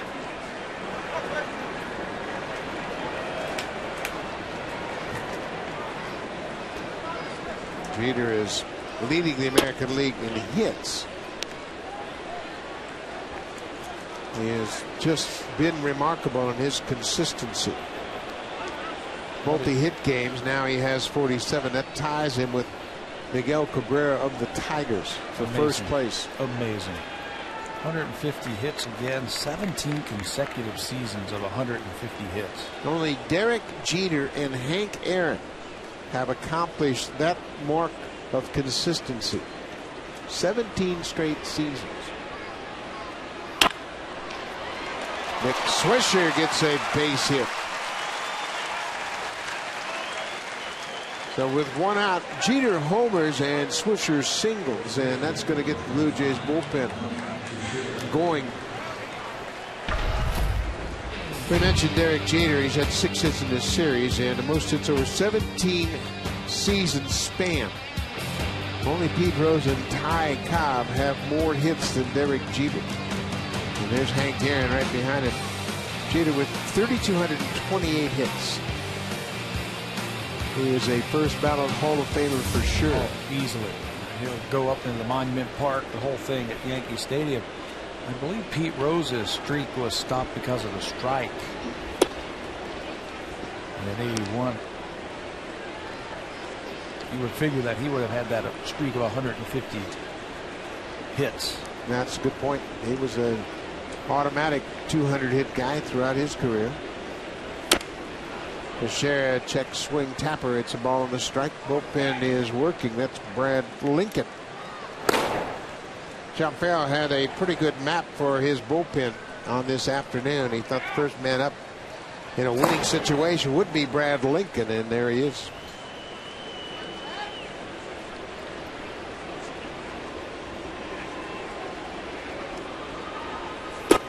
Go through all those scenarios in as a manager. If my starter has a good start and I have the lead late, how am I going to finish out the ball game? And it'll be Lincoln, Lyon, Oliver, and Jansen.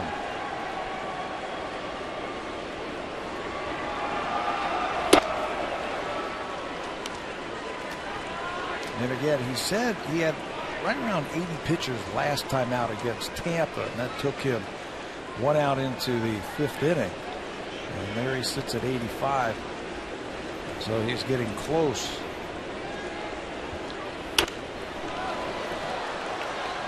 Yeah, and the one thing you want from your starter, especially in a game like this, you've got a comfortable lead. You want him to walk off the field after an inning. You don't want to come out and get him, take him out in the middle of an inning. It's been a good start for Jay Happ. He certainly held the Yankees in check, and the Blue Jays offense took over. Blue Jays scored a run in the first inning on David Cooper's RBI single. And at one point, Jay Happ had retired 12 straight Yankees.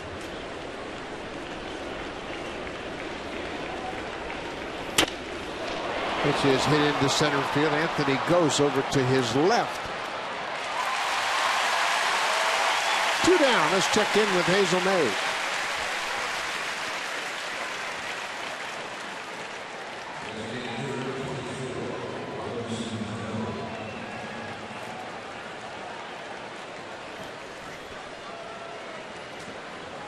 Thank you, Hazel. And the Oriole fans are going to be asking the Orioles, why in the world didn't you call up Manny Machado earlier?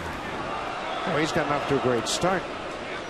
Interesting young player, and there have been so many good young players coming to the big leagues this year. Mike Trout, Bryce Harper, the 2 marquee players that have really had great seasons. Robinson Cano connects, and you can forget about this one. Robbie Cano, a 2-run home run, second home run of the inning. And the Yankees are cutting into that big Blue Jay lead. Always with the threat of the home run by the Yankees. They got the most home runs in the American League that they can get back and get quickly. John Farrell doesn't want to let this one slip away as Cano circles the bases, making it 10-4. Well, this veteran Yankee team, they never consider themselves out of a ball game. This is a beautiful swing by Cano after a little bit of a conference with Kevin Long. Cano gets his first hit of the afternoon. It's a home run, his 23rd of the season. And Jay Happ will lead with a good lead. An appreciated crowd of 43,924 give Happ a nice round of applause. He departs kind of a disappointing end to a very strong finish, but he'll turn things over to Brad Lincoln. When we come back, it'll be Lincoln against Andrew Jones.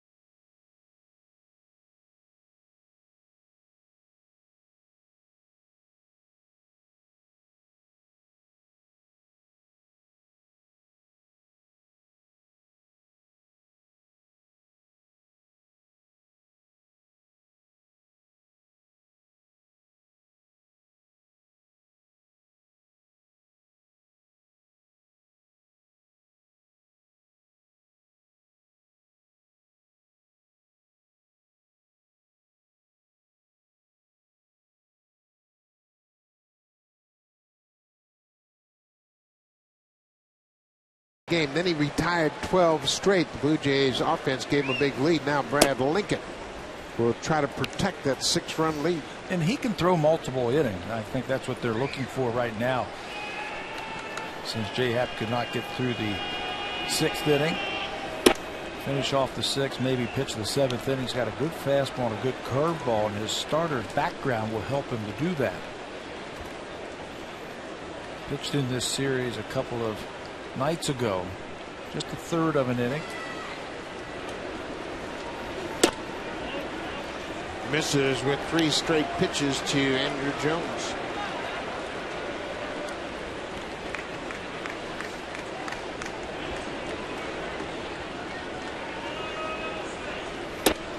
There's a strike. Lincoln came into the game in the 9th inning on Friday night and gave up a 2-run double to Ichiro Suzuki, but that was the ball that Rajai Davis missed in the lights. Never saw it. Jones fouls it back. And then Lincoln was able to retire Curtis Granderson to end the top of the 9th. He's thrown the ball well since the Blue Jays have acquired him. Good fastball command and spins a very good breaking ball.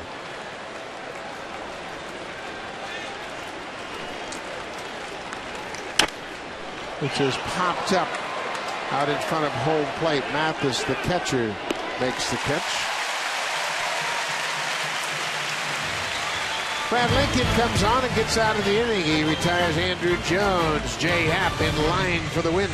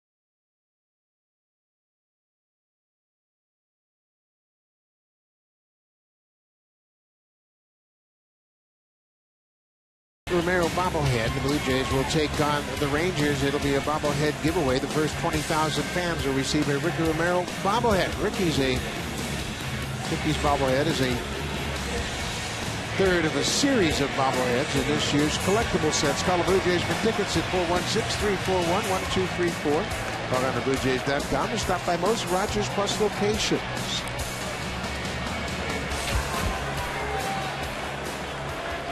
Big day for Edwin Encarnacion, 3 for 3 with his 30th home run in his last at bat.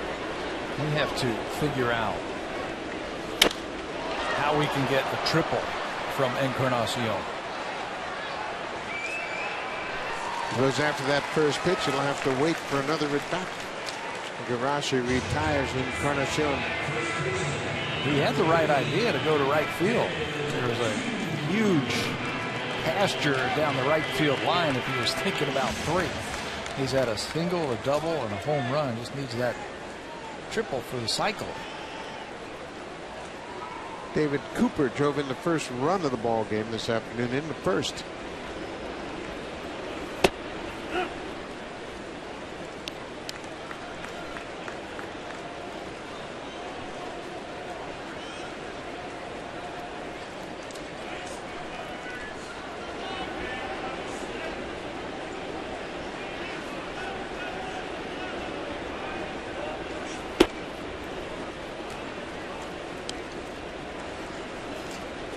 10 runs on 12 hits for the Jays this afternoon. Coming into this game, they scored a total of 27 runs all month long in their first 10 games. It's a fair ball, bounced up the first baseline. Teixeira shovels to Igarashi, and Cooper's retired. Jay Happ in line for the win. He goes 5 2/3, 6 hits, 4 earned runs. Didn't walk a batter and struck out 4. But he really allowed the Blue Jays to get into this ball game. He gave up the leadoff single to Derek Jeter, got the double play, and that double play started a string of 12 straight retired by Jay Happ. Pitched a little bit differently this afternoon than he did at Tampa Bay. Kept the ball away from Tampa and turned his fastball over, had good movement on it. Today it was like, okay, I'm going to use my four-seamer and I'm going to challenge him with that fastball. He did a good job. Moises Sierra with his second 3-hit game of his young career.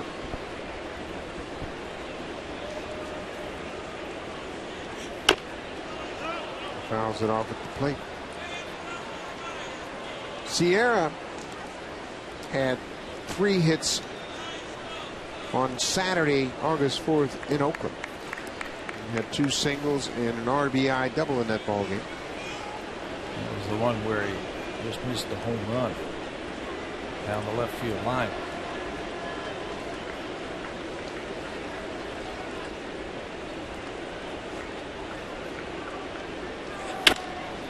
Pokes it to right. Nix dives and gets up, throws him out. Sierra making a bid for his 4th hit. Jason Nix takes it away on a fine defensive play. Throws out Sierra by a half a step.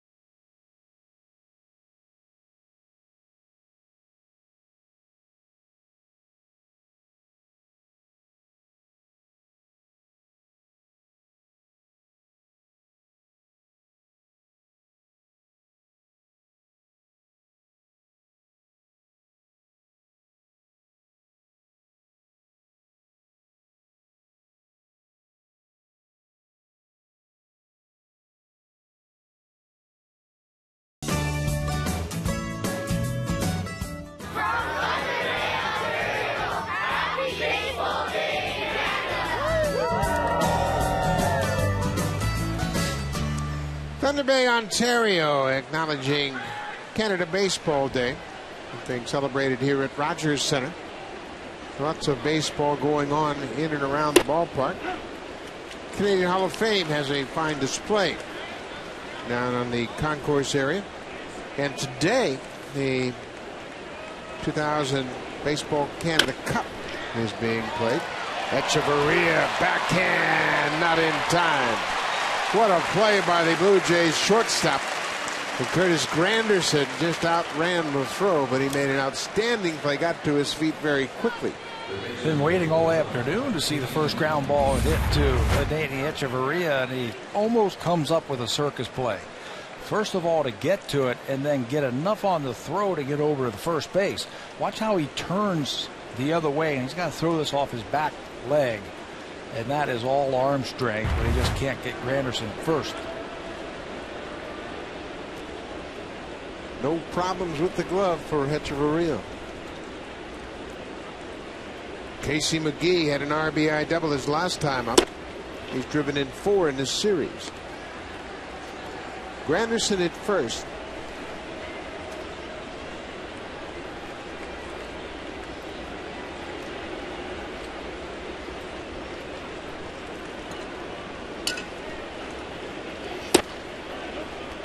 We mentioned the 2012 Baseball Canada Cup is taking place as we speak in London, Ontario. Ontario won this morning, and they'll play in the finals later on tonight. Quebec is leading British Columbia 4-1 in the 5th. This ball is hit high and deep to left field. Rajai Davis looking up. He'll jump and brings it back in. Oh, what a play by Davis. He timed it perfectly, sized it up, and a big smile and well-deserved. Davis went up on the wall, reached over the top, and brought it back in the ballpark. That was the play of the year in my book. He timed it, he goes up, and that ball's gone, and he brings it back. I like how he timed it. He got his steps down, used the wall as an elevator to get up and over to bring it back. And you know who liked it even more was the pitcher. What a play.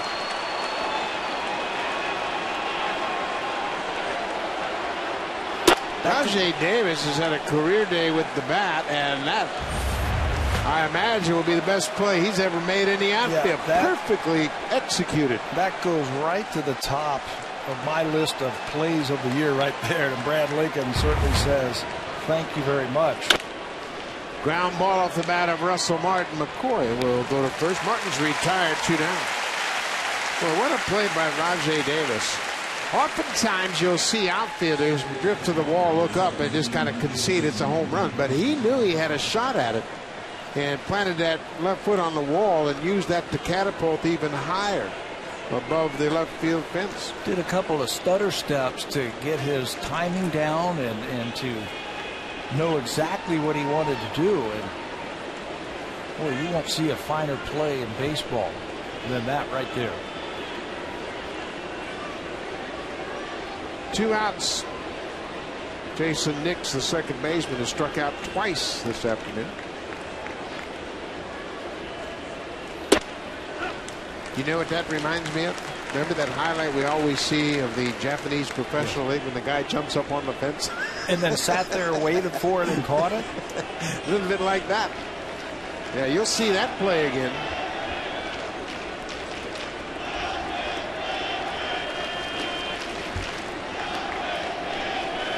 That one was better than the Mike Trout play.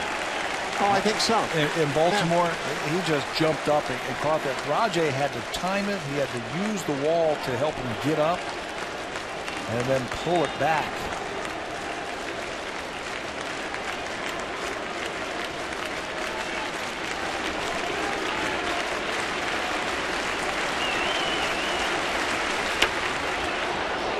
Stays alive. He's that emergency hack to fight off that inside pitch.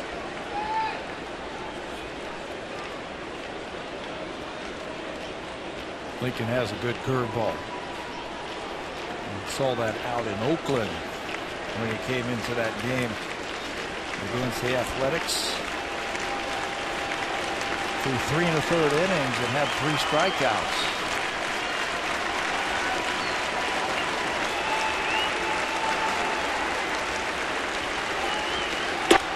Up and away. Rajai Davis, we now know he can dunk a basketball. That outfield wall is 10 feet high.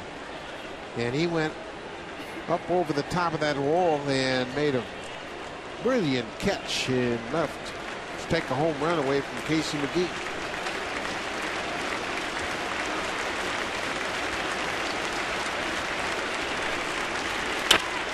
Ball is driven toward the gap in right center. Long run for Ghost, and he's not going to get it. Granderson comes in to score. Nix delivers an opposite field double. And it's a 10-5 game. You don't want them to turn the lineup over and score a run on top of it. They've gotten Nix a couple of times to strike out on pitches up and away. They try to go back out there, but he's ready for this one. Ghost has a long run to try and run this one down. But the ball kept carrying and carrying to right center field. No chance for that catch. And Nix comes up with a big 2-out hit. And how about that catch now by Davis? Yeah, that catch is really big in this ball game. He saves an extra run, and now Darren Oliver in a hurry. The Yankees have scored a run here in the 7th inning. More importantly, they have turned their lineup over. Now they're top of the order for Derek Jeter. Turned it over and scored a run on top of it. And now you got Jeter up there who homered last time.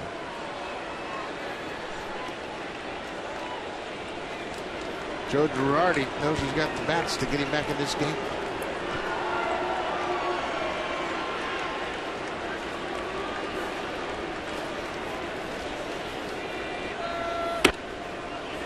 Lincoln misses with the first pitch.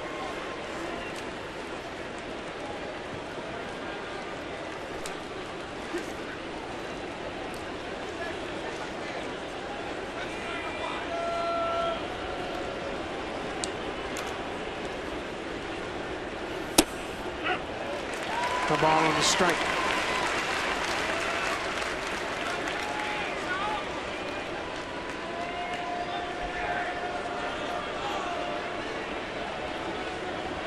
Nick Swisher on deck. Singled his last time up.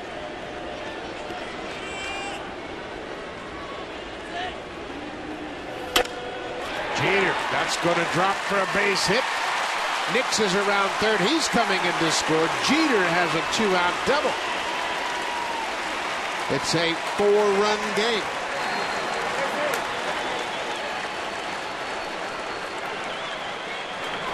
There is no quit in the New York Yankees. Down by a lot early, they just keep pecking away. You get a run here, a run there, and Jeter's going to cash in another 2-out double. This time in that patented inside-out swing. We've seen it 1,000 times in his career, right down the right field line for another run. 515th home run for Jeter's, 23rd of the season. He's driven in 2 this afternoon. That's a lot of doubles. 515 doubles for Derek Jeter in his career. There's 3,200 hits. It can spare a few doubles. Well, the Yankees have made it a ball game. It's 10-6. They've now collected 9 hits. Swisher is going to pick up number 10. Here comes Jeter around third. He'll score. The Yankees on Friday night scored 3 in the 8th and 4 in the 9th. They never give up, and they have knocked Brad Lincoln out of this ball game. Now, Lincoln got out of the 6th inning, but can't get out of the 7th. And he will turn things over to the left-hander, Darren Oliver. Nix with an RBI double. Jeter had an RBI double, and then Nick Swisher with the single. And that's what the Yankees do. How about the run differential from the 7th inning on? The Yankees have a run differential of plus 62. They've scored 186 runs from the 7th inning on. They don't panic. They just keep hitting. And they have the bullpen to shut down the opponents. Darren Oliver into the ball game. He'll come in with 2 outs and a man on. Mark Teixeira will bat.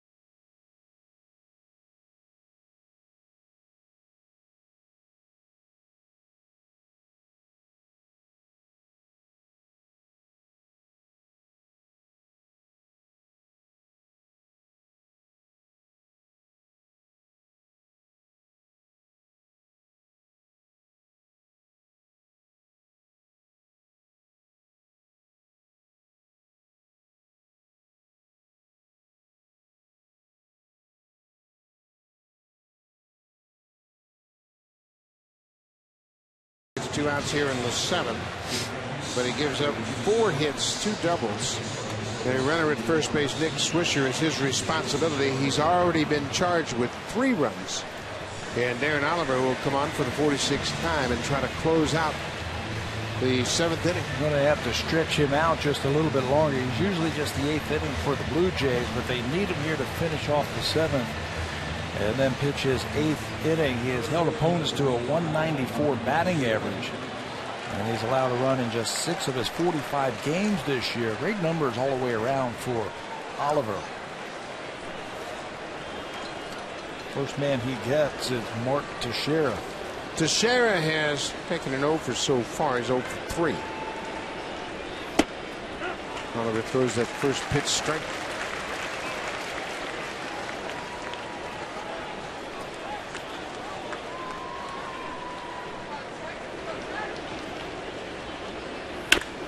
There's a base hit to left field. Swisher is around second. He's headed for third. Rajai Davis plays it off the wall, and the Yankees continue to deliver here in the 7th. Teixeira, his first hit is a double. He has faced Darren Oliver now 8 times. He's got 3 hits against him. From the right side, he is looking to yank the ball. And that's exactly what he does against Oliver. Pitch that is up, looked like a little cutter, a little slider, and he smokes the ball into left field. Davis gets over there and gets it back in to keep Swisher at third base.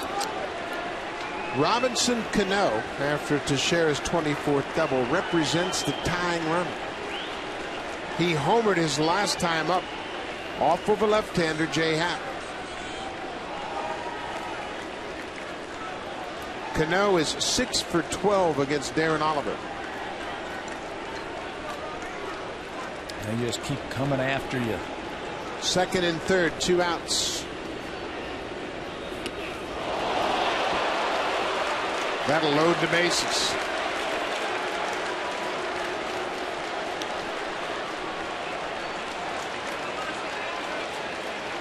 Oliver trying to bust Cano inside, hits him.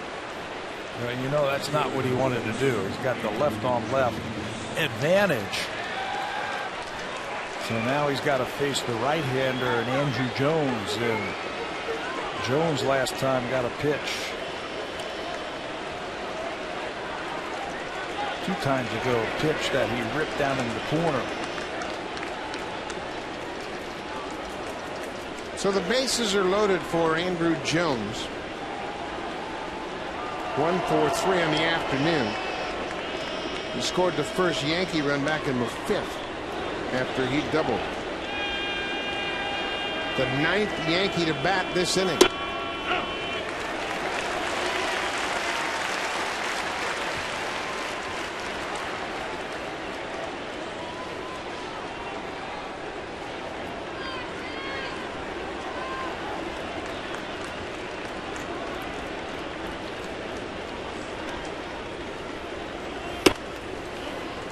The Blue Jays had a 10-1 lead.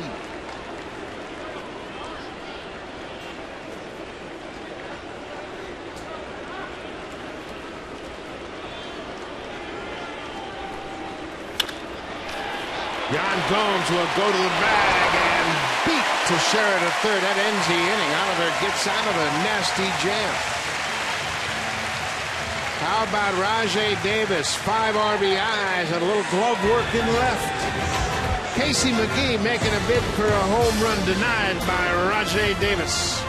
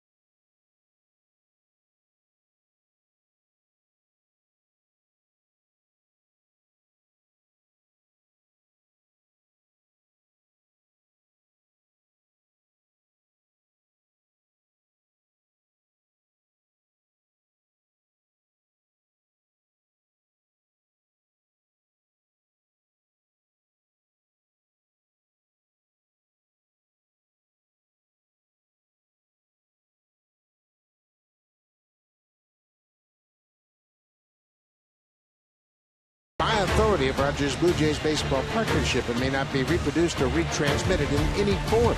And the accounts and descriptions of this game may not be disseminated without the express written consent of Rogers Blue Jays Baseball Partnership. Well, we got a ball game. At one point, the Blue Jays were ahead 10-1. Cody Epley into the ball game for the 40th time for New York. And how about the runs they got out of Igarashi? That really was a big inning back in the fifth to score 3 extra runs. Rajay Davis with a double with the bases loaded. Cody Epley, we saw him in this game on Friday night. Epley pitched. He was claimed off waivers by the Yankees from the Texas Rangers on April the 5th. This is his 3rd stint already with the Yankees this season. Tough on right-handers. He's got that low bridge fastball. Comes from sidearm. Jeff Mathis has scored a couple of runs. He drove in a run in the 4th. He is 1 for 3 for the afternoon.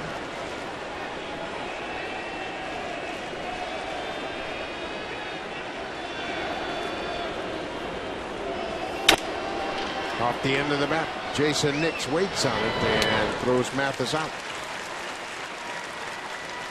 It's a very underrated bullpen, I think, that the Yankees run out there. They don't have a lot of household names, but Joe Girardi does a good job of putting them in spots where they can succeed. They have the 5th best earned run average among relief pitching ranks this season.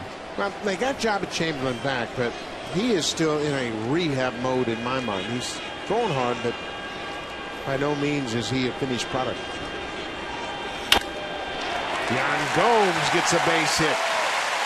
Gomes' first hit of the afternoon.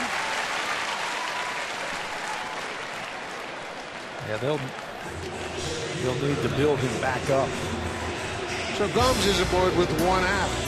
So reminder, you can get your daytime baseball fix with Sam Cosentino and Dirk Hayhurst on Baseball Central at noon. Weekdays on Sportsnet 590 The Fan and right here on Rogers Sportsnet. Baseball Central at noon. Anthony Gose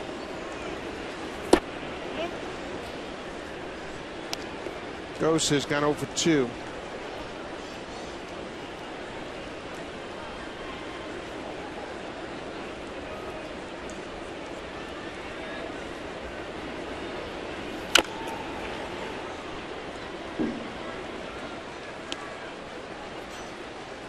The Blue Jays have been out of sync.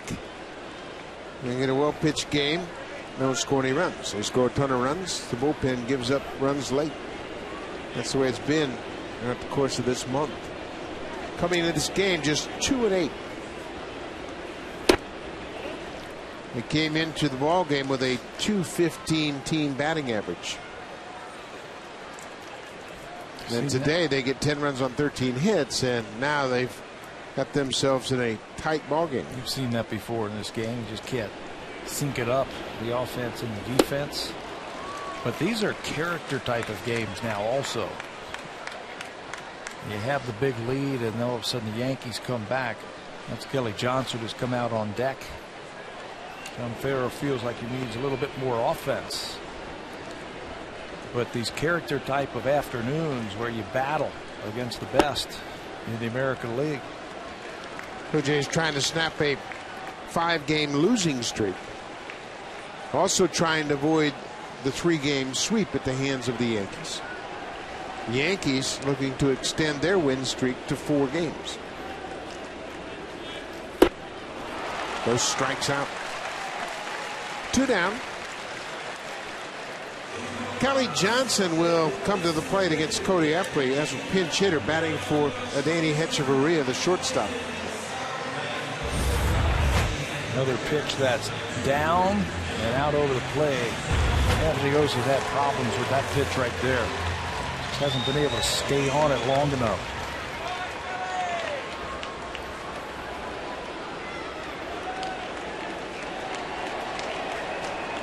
This will be just the 3rd pinch hit at bat of the season for Kelly Johnson.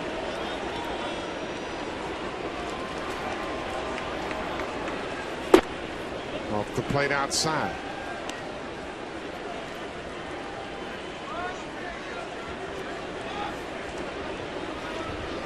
Johnson hit a solo home run in the opener of this series on Friday night against Freddie Garcia.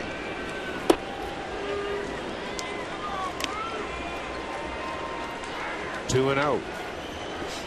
Look for something up here. Epley's doesn't leave too many pitches up in the strike zone with that big sinker. Look for something up here. See if you can try and score Combs from first base. Cuts right through it. It's 2 balls and a strike.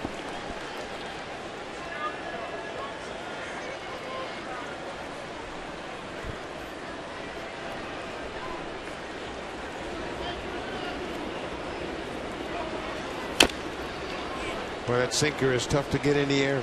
Keeps it right down around the knees. Certainly is, because it's down. Good low ball hitters could hit it. Well, Epley's had trouble with left-handed hitters. They've hit .326 against him.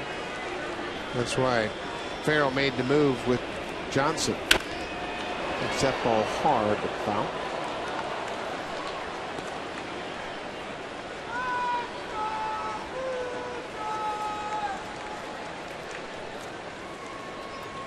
You never ever get time to relax in the dugout. You got a 10-1 lead and think, okay, maybe this is the day where we'll just have a nice, easy game. Not the case. Kelly Johnson had an idea that might be a strike. He tried to foul it off, but it catches the inside corner. Back-to-back strikeouts from Epley. That closes out the Jays in the 7th.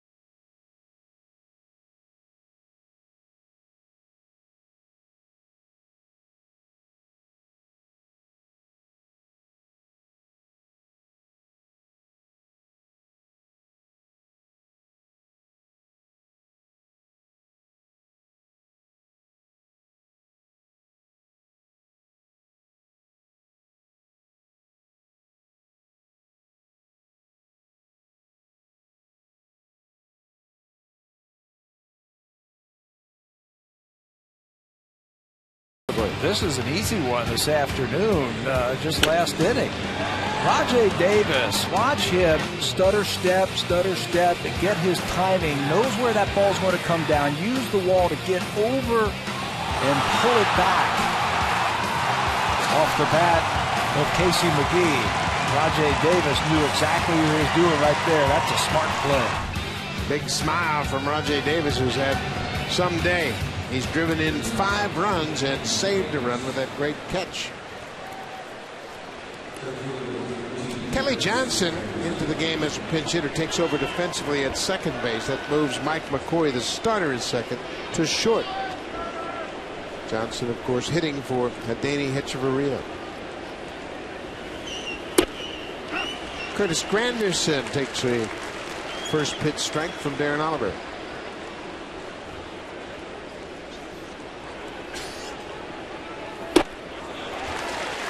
Oliver is ahead quickly, 0-2. This is the inning that Darren Oliver usually handles for the Blue Jays. But the way this game has been going, it might take a combination. Well, what a good start to the inning for Darren Oliver. He came in the ballgame and gave up a double to Mark Teixeira, then hit Cano. Got out of the inning with a fielder's choice, but right here he strikes out Curtis Granderson for the first out of the inning. Tough on lefties. Under 200 now. Lefties hitting off Oliver.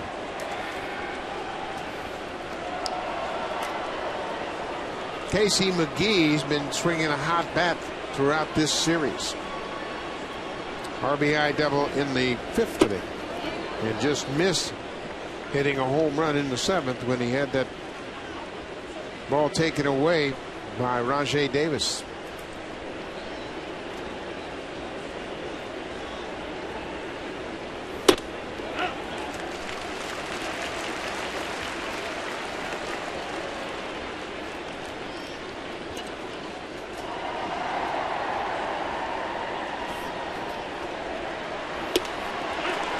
Oliver last worked on Thursday afternoon in Tampa Bay.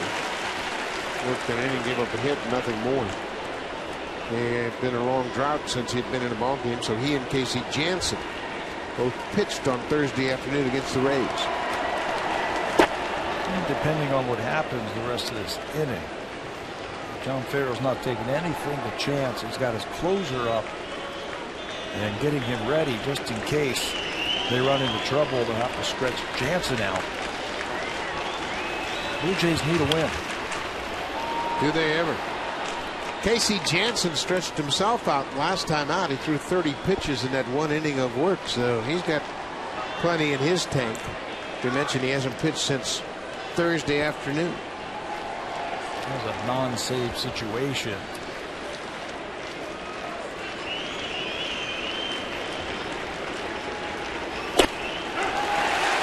What a pitch. Darren Oliver paints the outside corner. Gets Casey Janssen with a fastball. Back-to-back strikeouts in the 8th. Boy, he makes it look easy. Inside, outside. That time he freezes McGee by painting it. Watch the comeback. A little slider or a cut that comes back over the outside corner.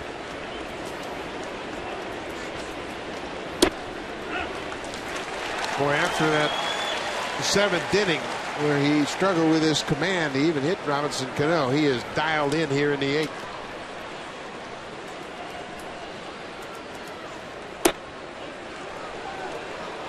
You know, we talk about turning lineups over and pitching, navigating through lineups. Got to get Martin right here to make Jason Nix lead off the 8th inning. Looks like he will do that. Kelly Johnson with his first play on defense throws out Russell Martin. What a good inning for Darren Oliver. 1-2-3 8th inning. He strikes out 2. Blue Jays still holding on to a 3-run lead. Now it's time for a Blue Jays Central Update. Here's Hazel May and Greg Zahn from the Blackberry Broadcast Studio.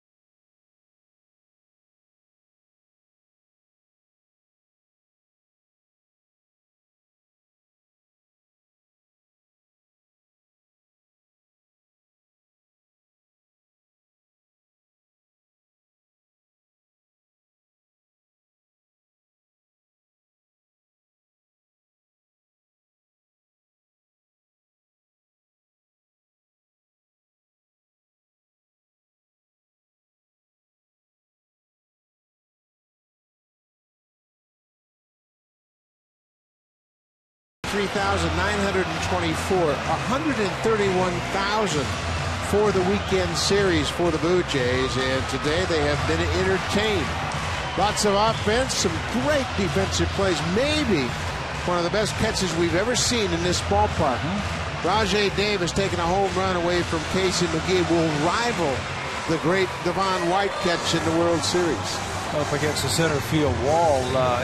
Blue Jays have given the fans here a lot to cheer about this afternoon. And wouldn't you know it, right after we talked about it, guess who gets to lead off the 8th inning for the Blue Jays? Rajai Davis, a career game, both in the field and at the plate. He's hit 2 doubles and driven in a career-high tying 5 runs.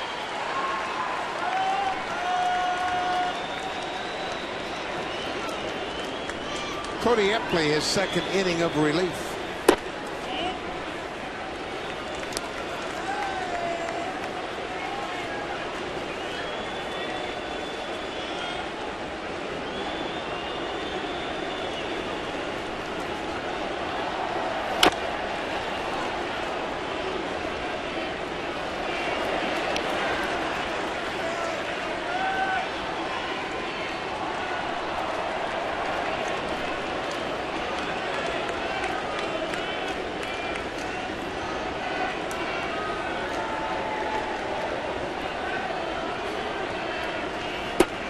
Coming into this game, for his career, Rajai had 115 at-bats against the New York Yankees, and he had 5 RBIs. He doubles that this afternoon in 1 game. Chopper right back to the mound. Davis will be retired. That's the first out of the bottom of the 8th. Let's check in with Hazel May.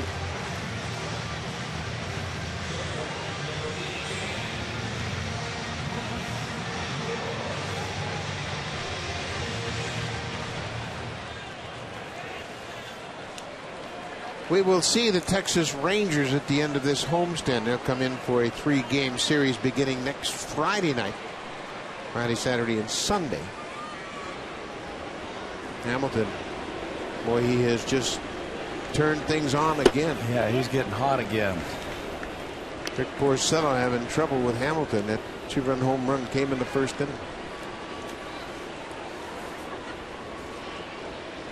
Mike McCoy drove in a run in the 4th. That's got to get Hamilton close to 100 RBIs now, doesn't it? Hamilton now has 98. That's close to 100. That's amazing. 32 homers and 98 RBIs for Josh Hamilton. And he was bad for like a month, right around the All-Star break. Yeah, he hit 141 in July. Yeah. It's not bad anymore. Mike McCoy, count in his favor. 2-2.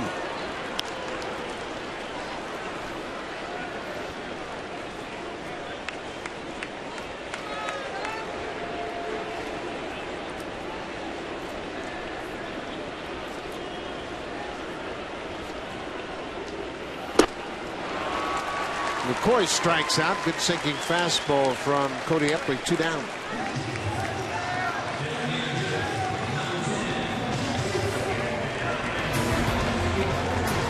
The all-new 2012 Honda CR-V. Yeah, it does that. Honda, the official vehicle of the Toronto Blue Jays.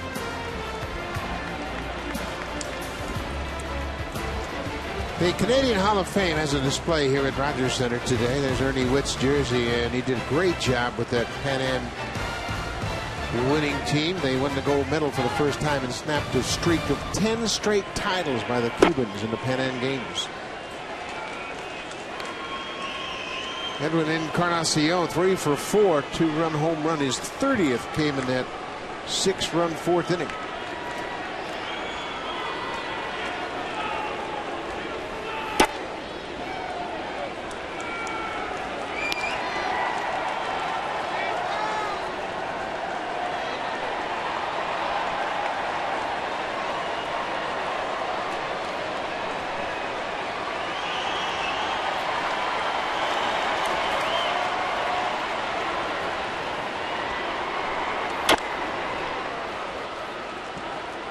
Boy, it is just tough to get the ball in the air against this guy. He has only given up 1 home run this year. And he has pitched in. This is now his 40th game of the season. Slings it up there and he keeps it down. Good late movement right at the bottom of the strike zone, and Encarnacion pulls it foul.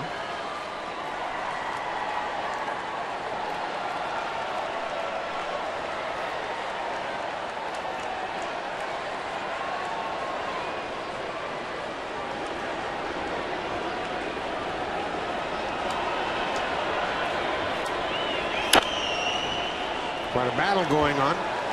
Edwin Encarnacion with a 3-hit day. You mentioned he's gone 3 for 4. You see him keep telling himself, get the ball up, make him get the ball up. That ball is under the strike zone. Make him get it up.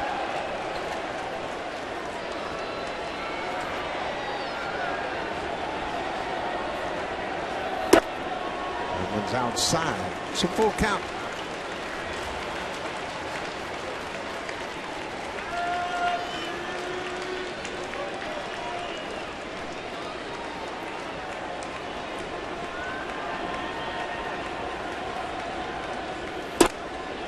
He'll take a walk. What a good at bat for Encarnacion.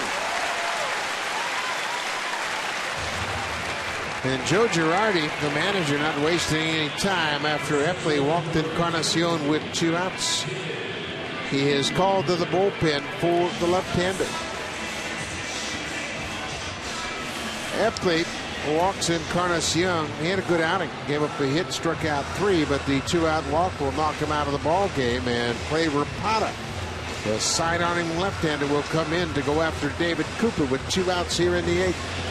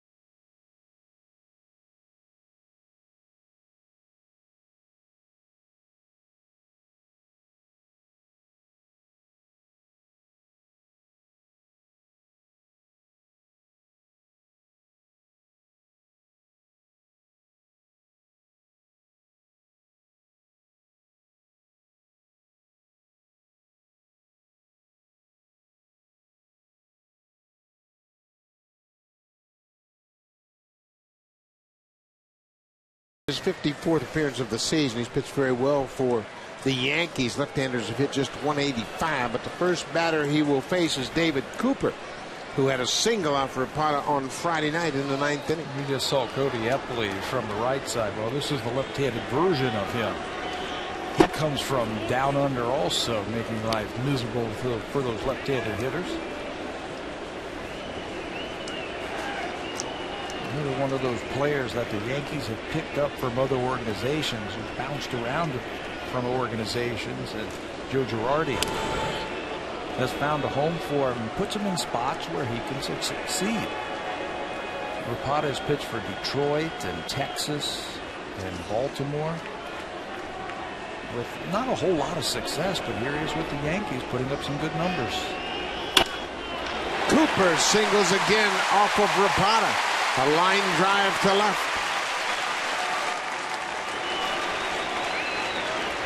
It's 2 hits against the Yankee reliever in this series. Joe Girardi back to his bullpen. First a look at the single. Got to stay on that ball. That's exactly what Cooper did. That's his approach the other day when he got the hit off of him. Keep that front shoulder closed and use the whole field. Now, Joe Girardi, trying to keep his team within 3 runs of the Blue Jays, will take the ball from Rapata. and handed off to Jabba Chamberlain. Chamberlain, too, like Rapata, pitched in the game on Friday night. Moises Sierra, a 3-hit game already, will bat against Chamberlain when we come back.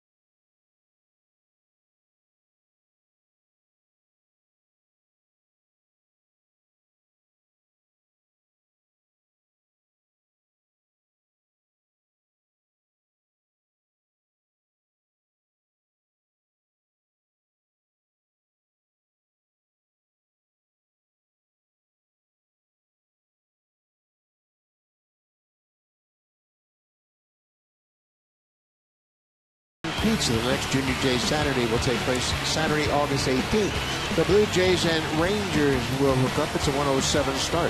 Special kids prize tickets in the 200 and 500 level outfield seats. After the game, kids 14 and under can run the bases just like the pros. Call the Blue Jays for tickets at 416-341-1234. Log on to BlueJays.com and stop by most Rogers Plus locations. Yesterday's Junior Jays Saturday was a sellout, 45,582 on hand. The third sellout of the season for the Blue Jays. Jabba Chamberlain will take over and become the third pitcher that the Yankees will use this inning. His fastball is coming back after some major surgeries. Blew out his arm and then had an ankle fracture in spring training, and he's working his way back in. He threw pitches the other night in succession, 95, 96, 97 miles an hour. So the fastball's coming back. Moises Sierra. Breaking ball down, and Sierra lays off.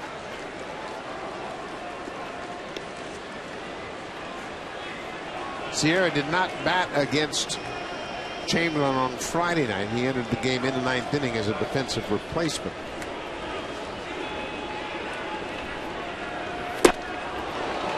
Good slider from Chamberlain. He has shown Sierra that he can hit a fastball.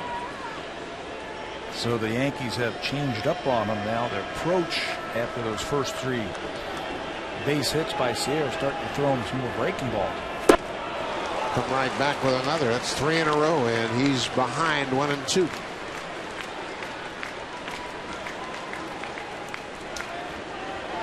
Jabba Chamberlain had Tommy John surgery, and in this spring he had a ankle injury, dislocated his ankle in an off-field accident. And it's been a slow process for him to come back, but his arm strength is there.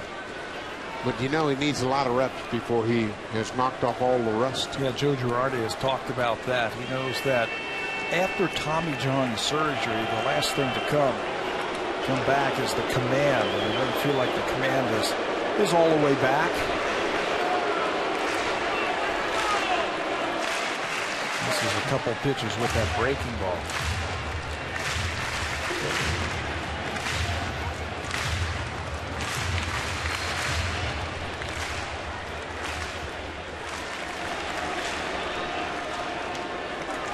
Jabba Chamberlain has only thrown 33 innings in the last 2 seasons, and he's going to be a little rusty. He had that Tommy John surgery in June of 2011, so he's just a year removed. Full count, 2 outs. Encarnacion is second. Cooper at first. They'll be off on the pitch. There go the runners. Ball is driven into center. Granderson shuffles back and has room. Sierra's retired. Chamberlain gets out of the 8th inning. Casey Janssen will come on. He has saved 14 straight. He hasn't had a save opportunity since August 5th. He's done a great job as the Blue Jays closer. He'll come in and try to close it out.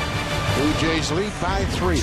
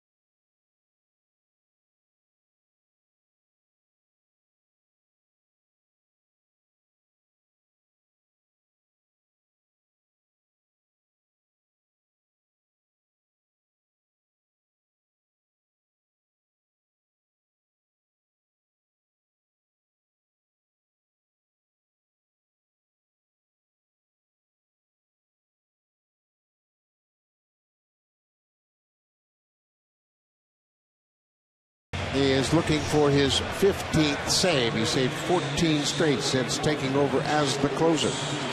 Those 7 base runners over that span, and it's only taken him 13 2/3 innings to pick up those 14 saves. Outstanding numbers for Janssen.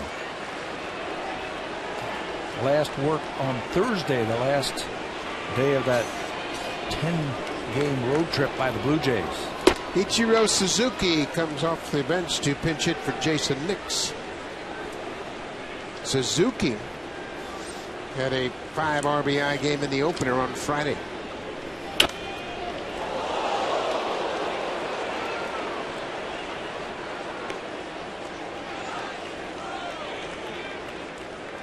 Ichiro had 3 hits. Excuse me, had 2 hits. And an RBI on a fielder's choice, and then a 2-run single and a 2-run double. Second oldest player to do that for the Yankees on the road, driving 5 runs.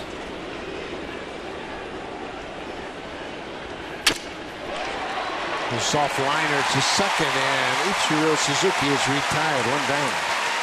Well, that always helps to get that lead out, that first guy up there.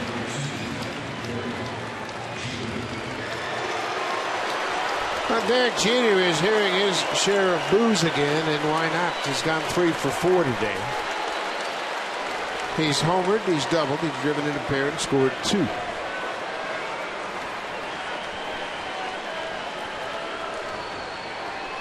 Casey Janssen has owned Derek Jeter. He's 0 for 12 against Janssen. Well, he does such a good job of using all of his pitches. He's got a good fastball. If he feels like right-handed batters are trying to cheat to it, he can drop that curveball on him. He's been cutting the fastball to both sides of the plate this year.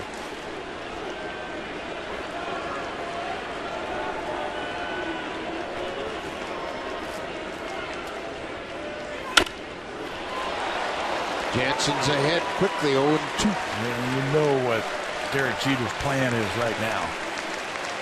He's going to try and shoot one to right field.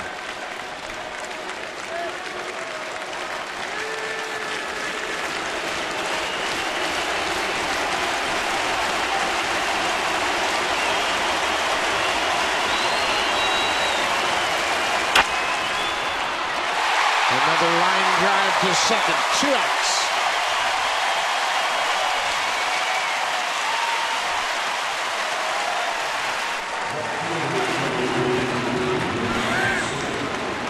That's exactly what Jeter tried to do. Shoot one to right field, but we had a man standing there.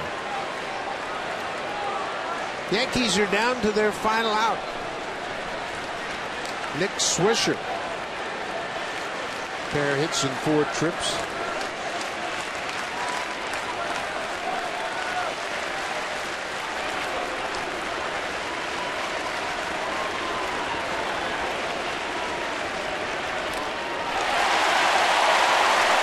Casey Jansen makes a ton of quality pitches.